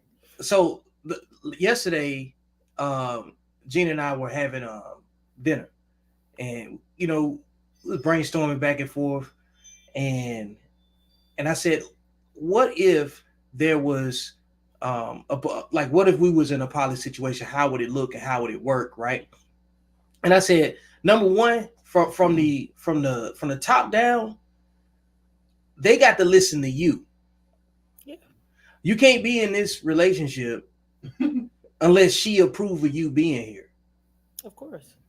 And that's because she needs to have the authority on that. That's the way I would look at it, because I don't want to talk to him. You know what I'm saying? I only want to talk to the one that makes the most sense, the queen. I only want to talk to the woman that's in the queen position, because it distorts everything else. If you got other women, if you got 4 other women that all think that they the same as the one, you're gonna have a problem. Big. It's a lot of ambiguity. You know what I'm saying? Y'all don't get to see me all the time. You know what I'm saying? Y'all work for her.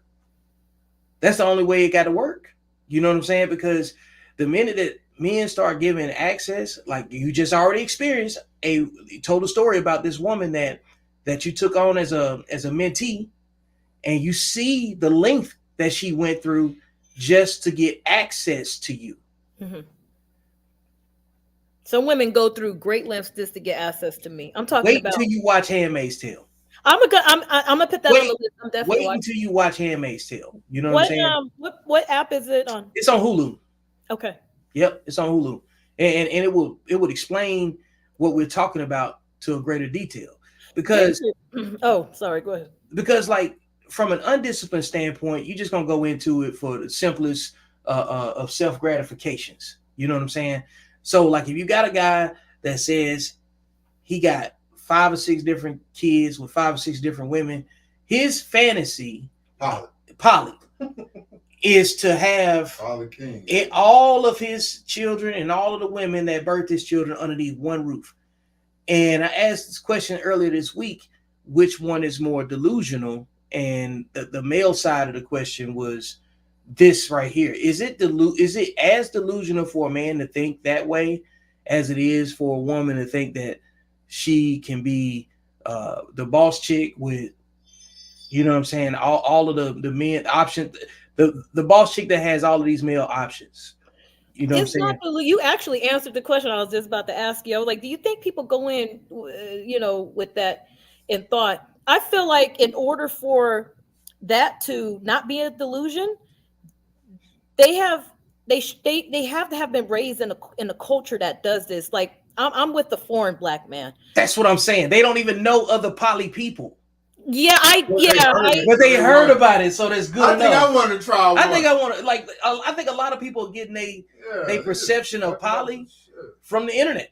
they're getting it from the internet because I have I know people of other cultures that practice it. Yeah. And one particular man, he said, I would, but I seen my father do it, and he had 7 wives. He said, and there was a poisoning incident, so having them in the same house don't work well, because they'll pretend that they are cooperative and want to listen to that older woman, but in all reality, and if a bitch think like me, I'm sorry, I shouldn't say bitch, but if a woman thinks You like already me, did that. I mean, I'm just saying, Yeah, if they think like me, and I'm just gonna admit it, I always feel like I have to be the number one. But if I'm not by default, I'll make myself number one. And you got to watch yourself. So Yeah, that's it. Because you're a predator. She said, "You Yeah, you gonna have to. She said, if I'm not number one, I will be number one. I will be. Like By I could any just see you moving up the totem like on Mortal Kombat. You know how like you beat somebody. Like Poison, that was actually really kind. Yeah, I will have acid on hand and everything. But you know, look, Yeah. that's that. Yeah, see that's exactly what I'm talking about. As nice as the presentation and the exterior is, your nature won't allow you to stay right there in that space. my nature barely. I'm shocked. I love my daughters, but I was so happy I had 3 sons before I had daughters because I didn't know how I was gonna feel. Yeah, I'm being honest. A lot of people ain't gonna be honest about that shit. no, they're not, and that's like one of the things that I don't want a female cat. I used to. Okay, I shouldn't say. I'm just saying. I used to treat my female. I still do. I got a boy and girl cat. Of course, I feed her and I pick her up. She was just with me just now, but I don't fuck with her. no, she don't fuck with you. The And feeling she don't is fuck with mutual. me. Yep. I want my boy cat though. That's my baby. Yeah, look, a lot of these dudes out here is boy cats too. You know what I'm saying? Right, Hey, ladies, quit making your kids with boy cats. right. You got Boycott the boy cats, Yeah, huh? for sure. Oh, Be that Victor, you man must have pussy seen my alone. post on neutered men. Yeah, Fucking right. neutered me. Hey, look, That you man can't. pussy. Yeah, you can't get the John Henry out of the guy that. Cisco. Yeah, come on, man. You can't get you can't get mechanic energy out of that dude. You know what I'm saying? You can't get hard working blue collar thrust out of, you know what I'm saying? If that's what you want, If that's what you want. Go seek that, but don't try to change the motherfucker that work at the grocery store and he the manager at the grocery store. He do paperwork. He think with his head. The other person think with his hands and his body. Yeah. And move around. So you gotta get you the right one. Stop trying to blame everybody else for your wrongdoing, your wrong choosing. You need to be better with carefully picking out these partners and shit. I would say this. The problem is choosing instead of attracting. Yeah. Because attracting would require you to sit still, be disciplined, work on yourself. And this is why I say women don't even understand men until they experience abstinence. And I ain't talking about the sexual abstinence. I'm talking about all of the attention that they were used to getting not being there. That's why the military is wonderful. I mean, you're ugly for boot camp. It's the best. Look, I hate to say it, but it's the best social experiment ever because it's really reality TV. Because you throw a whole bunch of people in the same uniform from different parts of the world, and you say you guys are gonna live together, work together, and kill for each other, regardless of what you feel about the person, and it's stressful. You know what I'm saying? Because you know that this person, regardless of them getting the same type of like indoctrination into what's going on, they still probably gonna do what they want to do. Oh fuck! Look, 53 women in my barrack. Oh well, we called it dorms, but whatever, same Yeah, thing. Air Force, we know. Yeah, and oh my god, dude. Let me. For one, it was kind of like how they. I don't know. I've never been to jail, but I heard that when people go to jail, everybody separates racially. So we got the Yeah, black girls. Yeah, we got black girls on this side. We got the white girls on this side. But we made truces. The white girls, they didn't like us. Black girls, they didn't like them. And so what happened was we just did agreements. The white girls were good at shining boots, and the black girls are good at braiding hair. So before we had to go out in the field, the white girls, we gonna braid their hair, they shine our boots. So and they good at ironing and shit. So we traded off, but there was never any kind of, I don't know, it was like jail if you ask me. But it's a controlled environment. it's a very controlled environment. But the dorm chief, they made it was a black woman, a black, yeah, and she had the hardest time because people didn't want to listen to her, and then she was kind of more so quiet, but you don't test her, and she would have to always go there. She was she was always on 10. Had to be, and that wasn't even her personality. And then towards the end, the drill sergeant said I had to make that.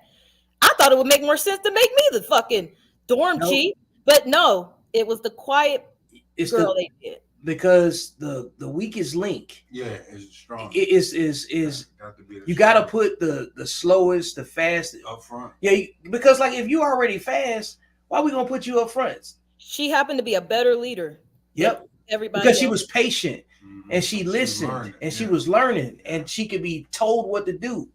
And she was a thinker. I remember that. She'd be like, hold on, wait, shut the fuck up. Let me think. Let me think. Yeah. Those people are different. And that's the thing, like on the male side, all the other guys recognize that internally right away. Of course, you're gonna have some Mr. One-Ups that's gonna try to go too far, too fast, and they're gonna compete with each other, whatever. That group of people usually sorts itself out. You know what I'm saying? All people sort itself out by behavior. And it's not to go look for a fight. It's looking to work together, And when you start, I like how you said that. Everybody sort themselves out by behavior. Yep, that's it. They sort themselves. I keep saying it. It's not what. Look, people say actions speak louder than words. So what are you saying when you're doing something? You could go out and. This is why phrases like "practice what you preach." All of these things pivot off of discipline. Damn. And then when you get down into it, what your behavior says is going to define how disciplined you are. You can't be on this conversation right now, and then later on we see your name in the paper with 17 bricks in the van at the border. You know what I'm saying? Or you driving down to Mexico. You know what I'm saying? Going to Matamoros, they could try to link up with El Chapo and them. You know what I'm saying? And did we just see that earlier this year? Was that not weird? Do you think those people were disciplined? No. Everything that we talk about on social media that entertains us and holds our attention are really undisciplined examples of human beings. Woo. Hey, did you see that thing that went viral?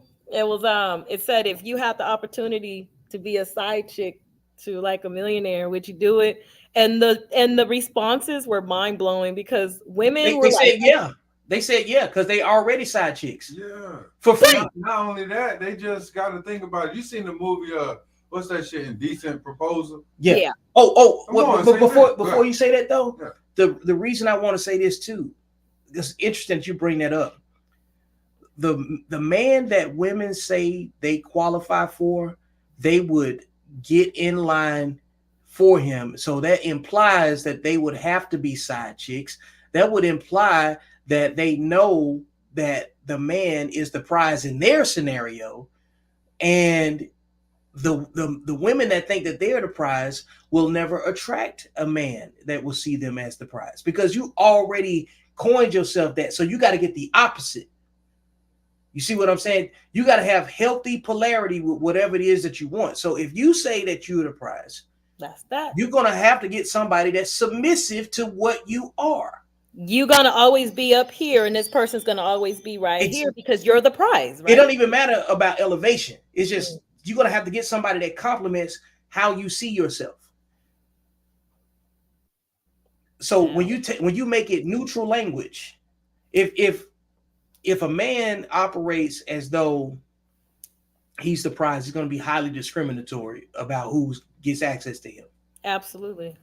Women will say that they the prize and still go out here and fuck everybody. You know, I see. I go on definitions, and so I offended a lot of women, especially married women, single women, and then when I broke it down, they couldn't even debate it. Because I mean, my thing is I'm going on definition. Like I would never teach my son he's a prize. Well, that's you. I teach mine though. Why wouldn't you teach your son that he's the prize? I don't. Maybe he's not. You see what I'm saying? But it's weird though, right?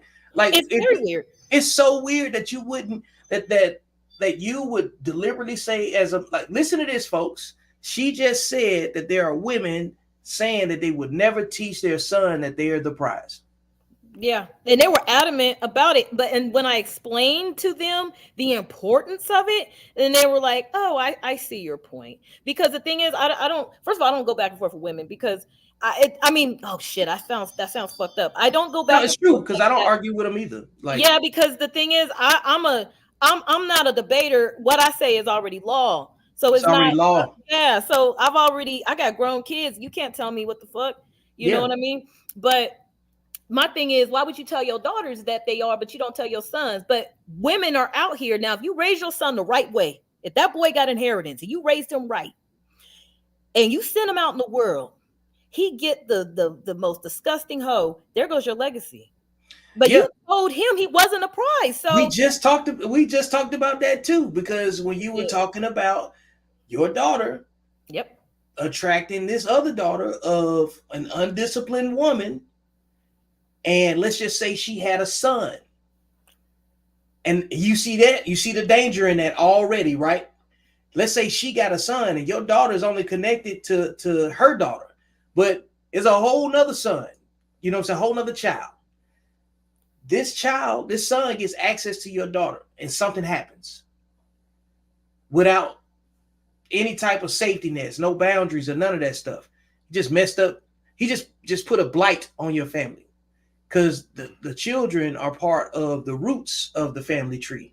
Absolutely. And she's her own tree by herself. You know what I'm saying? Because she's just going to lessen, you know, she's more vulnerable than what people think. You know what I'm saying? Of course, yeah. Because the consequences are crazy. You know what I'm saying? And men see this early on. That's why men used to hand their daughters off, you know what I'm saying, to other men first. Every society has always accounted for the daughters and their safety. That's what the sexual discipline piece is really about. You know what I'm saying? Is that why they're probably with what you just said? Is that why a lot of times they will only refer to the woman as the prize because they're kept in that protection? Bingo. That's it. But hold on. What if it's not a prize though? What if it's a gift? Not a prize. That too. A prize you got to compete for. And then you win something. The gift is go ahead. The gift is what she's born with. Like what you fighting to preserve right now with your daughter, right? Everything that she is that makes her who she is, not dialing her back. That's a gift that she's already in her identity. You counsel women that's in their 40s that don't even know who the hell they are. Your daughter has sovereignty over her identity right now. You know what I'm saying? Absolutely. She has. I've had women tell me. They had women tell me, "Your daughter is so much ahead of me." I'm trying to tell you because it's a gift. She don't even know every single thing that she's capable of yet. But you could tell that she's aware of who she is. She's not walking around oblivious to stuff. You know what I'm saying? So that's the gift part. You born with all your gifts. You have to be nurtured. You know what I'm saying? To find the right assignment, to find the right purpose. Okay. So when you have, let's just say if your son was on this end of it, right? Talking to this little girl. Yeah. You see what I'm saying? Now you got a potential mother-in-law situation. Fuck that. Yeah. You see what I'm saying? Nah, I ain't dealing with that shit at all. I already told Exactly. myself. The minute that you put, this is why I say women do not understand men until they have sons. They don't understand the threats to men's safety until they have sons. Or let's just say until they grow up, because the lady I told today about, she was like, I just don't want my sons intimidated by successful women. I said, ma'am, I can tell your sons are not grown. When they grow up and they come to you and y'all talking about their experiences, you're going to hear shit and you're going to be like, oh, she did what? That's all she talked about on the date was her degrees. That's it. She didn't. Okay. Talked about a mask. That's all she talked about. Oh, I have a good friend of mine. He's a doctor. And he told me, we talk. He was like, you should hear some of the shit that happens on dates. He said, I don't even like telling women my position. He said, I just stay quiet. He said, but all they do is just talk about all they accomplished. So what if this man wants a family? You can't, do you know how to cook a meal for a child? Man, do you even know how to make the house feel like a home? Do you know how to make a house smell like a home? And all they hear up here Slavery. is you shaming them for being educated. That's the way they reduce it. Yeah, right. That's that. Yeah, they just reduce it to you shaming them. Become a narcissist. And now you a narcissist. Now you insecure. Yeah. Now they say you intimidated. Yeah. But we don't even hang around men that bring their resume out every time they got to open their mouth. So why would we want to go procreate and date someone and give all that energy to somebody that's just basically giving me nothing but their resume every time I talk to them? Yeah, your kid's gonna be raised in daycare. That's weird to me. Like, you know what I mean? Your kid's gonna be in daycare because she's chasing her career. And here's another thing. A lot, they were like, I'm a contradiction because I was military. First of all, my whole life completely. That's just experience. Yeah, it's no contradiction. Let's remove that word. Like let me tell you what it is. Let me tell you what your military experience should be categorized at. Your military experience I would say this in general, specifically as Black people. Most Black people don't join the military out of patriotism. Nah. You join the military out of survival. Okay. Yeah. Out of a lack of resources, and you need a change in direction. You need some structure. You could see the benefits of joining something where you could just figure your life out. You know what I'm saying? Because the military at a bare minimum gives you at least 4 years to figure out a new direction in life in a controlled environment. And people will hear me say that and think whatever they think. But if you outside the military, you still doing the same thing. You know what I'm saying? You're still doing the same thing. And you wearing a uniform, somebody telling you what to do, and you got to submit to somebody else's structure. Okay. Yep. And if you don't submit to none of those things, you're going to end up in somebody's institution, whether it be a mental hospital or detention or some kind of detainment. And guess who's and some type of correction. They got a department for that. It come with his own shoes and uniform too. Yeah. One got more benefits than the other, and guess what? Both of them have men telling you what to do. Mm-hmm. They get paid to clock in and tell you what to do, when to go to bed, put this on, fix that, fold this. They gonna tell you what to do. So you made decisions out of your environment. The option that you had, the military, was probably the second to last. So you joined the military for the same reason that they had to go take care of their kids and lead a masculine life. You know what I'm saying? Most women lead a masculine life when they live in their feelings. Yep. Because they were making undisciplined decisions. Undisciplined decision making is why most men and most people that join the military end up in the military. Yeah. So those women that's talking about, trying to compare your military service to whatever they saying, they're missing the complete point. You know what I'm saying? Because they're just looking to compete. And generally speaking, you're gonna be talking to more undisciplined people that's trying to go beyond where you are. So they're trying to criticize where you are. Because they see you as an easy target. They think that you're just as dumb as they might be. They think that you have less emotional. They think you guys are the same. They spend a lot of time trying to separate what makes her better than me. And then going back to the example you already provided, they said, all I got to do is give her a gift and I find out everything I need to know.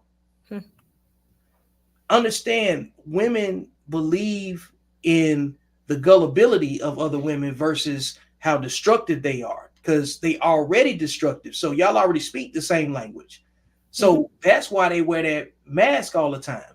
That's why they bring that resume first. That's why that they believe that men want them because they have BBLs, and we don't want that. We don't want that. You see what I'm saying? Like if you lie to yourself first, why would a man ever believe you? Why would a disciplined man believe a woman that presents herself in a facade first? Right. So you can never attract a disciplined man if you have already distorted how you see yourself in the mirror. And that's the problem. These kind of conversations don't happen enough with women together in a setting. Mm-hmm. It's always y'all's fault. Yeah. So it don't happen enough. And there's no reason to sit up and point fingers. It's just trying to bridge the gap. That's all. Yeah. You know, but you said something the other day when we was just talking about the Department of Corrections. You said, I was like, you got to coin that. When we was talking about the police. I said, fathers have to play the police before the police play police. Yep. With your boys, with your girls. Yep. Fathers have to play the police before the police play the police. You better, because at some point they're going to listen to a man. And the difference is, are they gonna listen to the man that's in their house, or they gonna listen to the man that's clocking in that's got a set of handcuffs on him? They're gonna listen to a man with a taser. They're gonna listen to a man on the bench wearing a robe. And it's so much easier to have justice when you got a clean. Like my son, he had there was something minor, but he got it all taken care of yesterday. And he was calling the police department. He needed like a copy of some kind of paper of a ticket or something. But anyway, there was some discrepancies there on their end. But he's only 23, and he was like, listen, he said, I've been a homeowner for 4 years. I have no criminal record. I got this. You're going to give me what I need. And he had his shit. But the thing is, like I said, his father played police before he got to the point. He don't have how to deal with him. Yes, and then when my sons did have gotten in trouble, I'm not sitting there saying they saints. When they have gotten in trouble, the principal or officers or whoever bring them home or tell me, they're like, he's so respectful. I just let it pass. Serious shit too, and I'm like, okay, but it was a level of respect. They was like, hey, he got into a fight, but the minute that I came on the scene, he stopped and he was respectful. He called me ma'am. I'm, we're not going to do anything. I was like, okay. Yep. That discipline is everything. Discipline is everything. And then when he decided to give his resume, it balanced his character. It showed that, hey, he's a disciplined person. Yep, that's what my son said. I'm married. I've been. He made a mistake. 4 years. Yeah, he was like, okay, I gotta perfect. Because nobody's perfect. Like the disciplined and the undisciplined person are not perfect people. Nope. So if they make the same mistake, who has a harder hill to climb back up? The undisciplined person or the disciplined person? If you undisciplined and you got a record and you make a mistake, you might be out of there. If you discipline and you make a mistake, it might cost you some money, some time, and some of your resources, but you can also learn from it and never go back that way again. That is a perfect note for us to end right here. Man, look, Star, I greatly appreciate it. I'm going to see you backstage. To everybody else that's been supporting the platform, watching the show, and tuning in every Wednesday, I greatly appreciate it. We will be back on this evening, and me, Star, and Mr. Antoine Christopher, who's watching right now. With this evening's show is going to be about the mortgage industry and who is playing gatekeeper with people's credit. And I'm going to drop the link in the caption. That way you guys can check it out and tune in this evening. Mr. Brett, would you like to leave our audience with some final closing thoughts from SLP before we get up out of here? Shit. I just want to say happy holidays, man. Y'all be safe out there, and understand that somebody got a situation way worse than yours. So Be kind to one another. And if you got a little extra, if you're in the grocery store, man, buy something for somebody. You know what I mean? You never know what they going through. I mean, you're not obligated to do so, but I mean, I think that would definitely help your situation or whatever you're going through. So if you put in good or you put out good, you should receive good. It's just a matter of time when you're going to receive that good. So that's all I got to say, man. Be kind to each other, be respectful, and I mean, peace out. Appreciate it. See y'all later. All righty.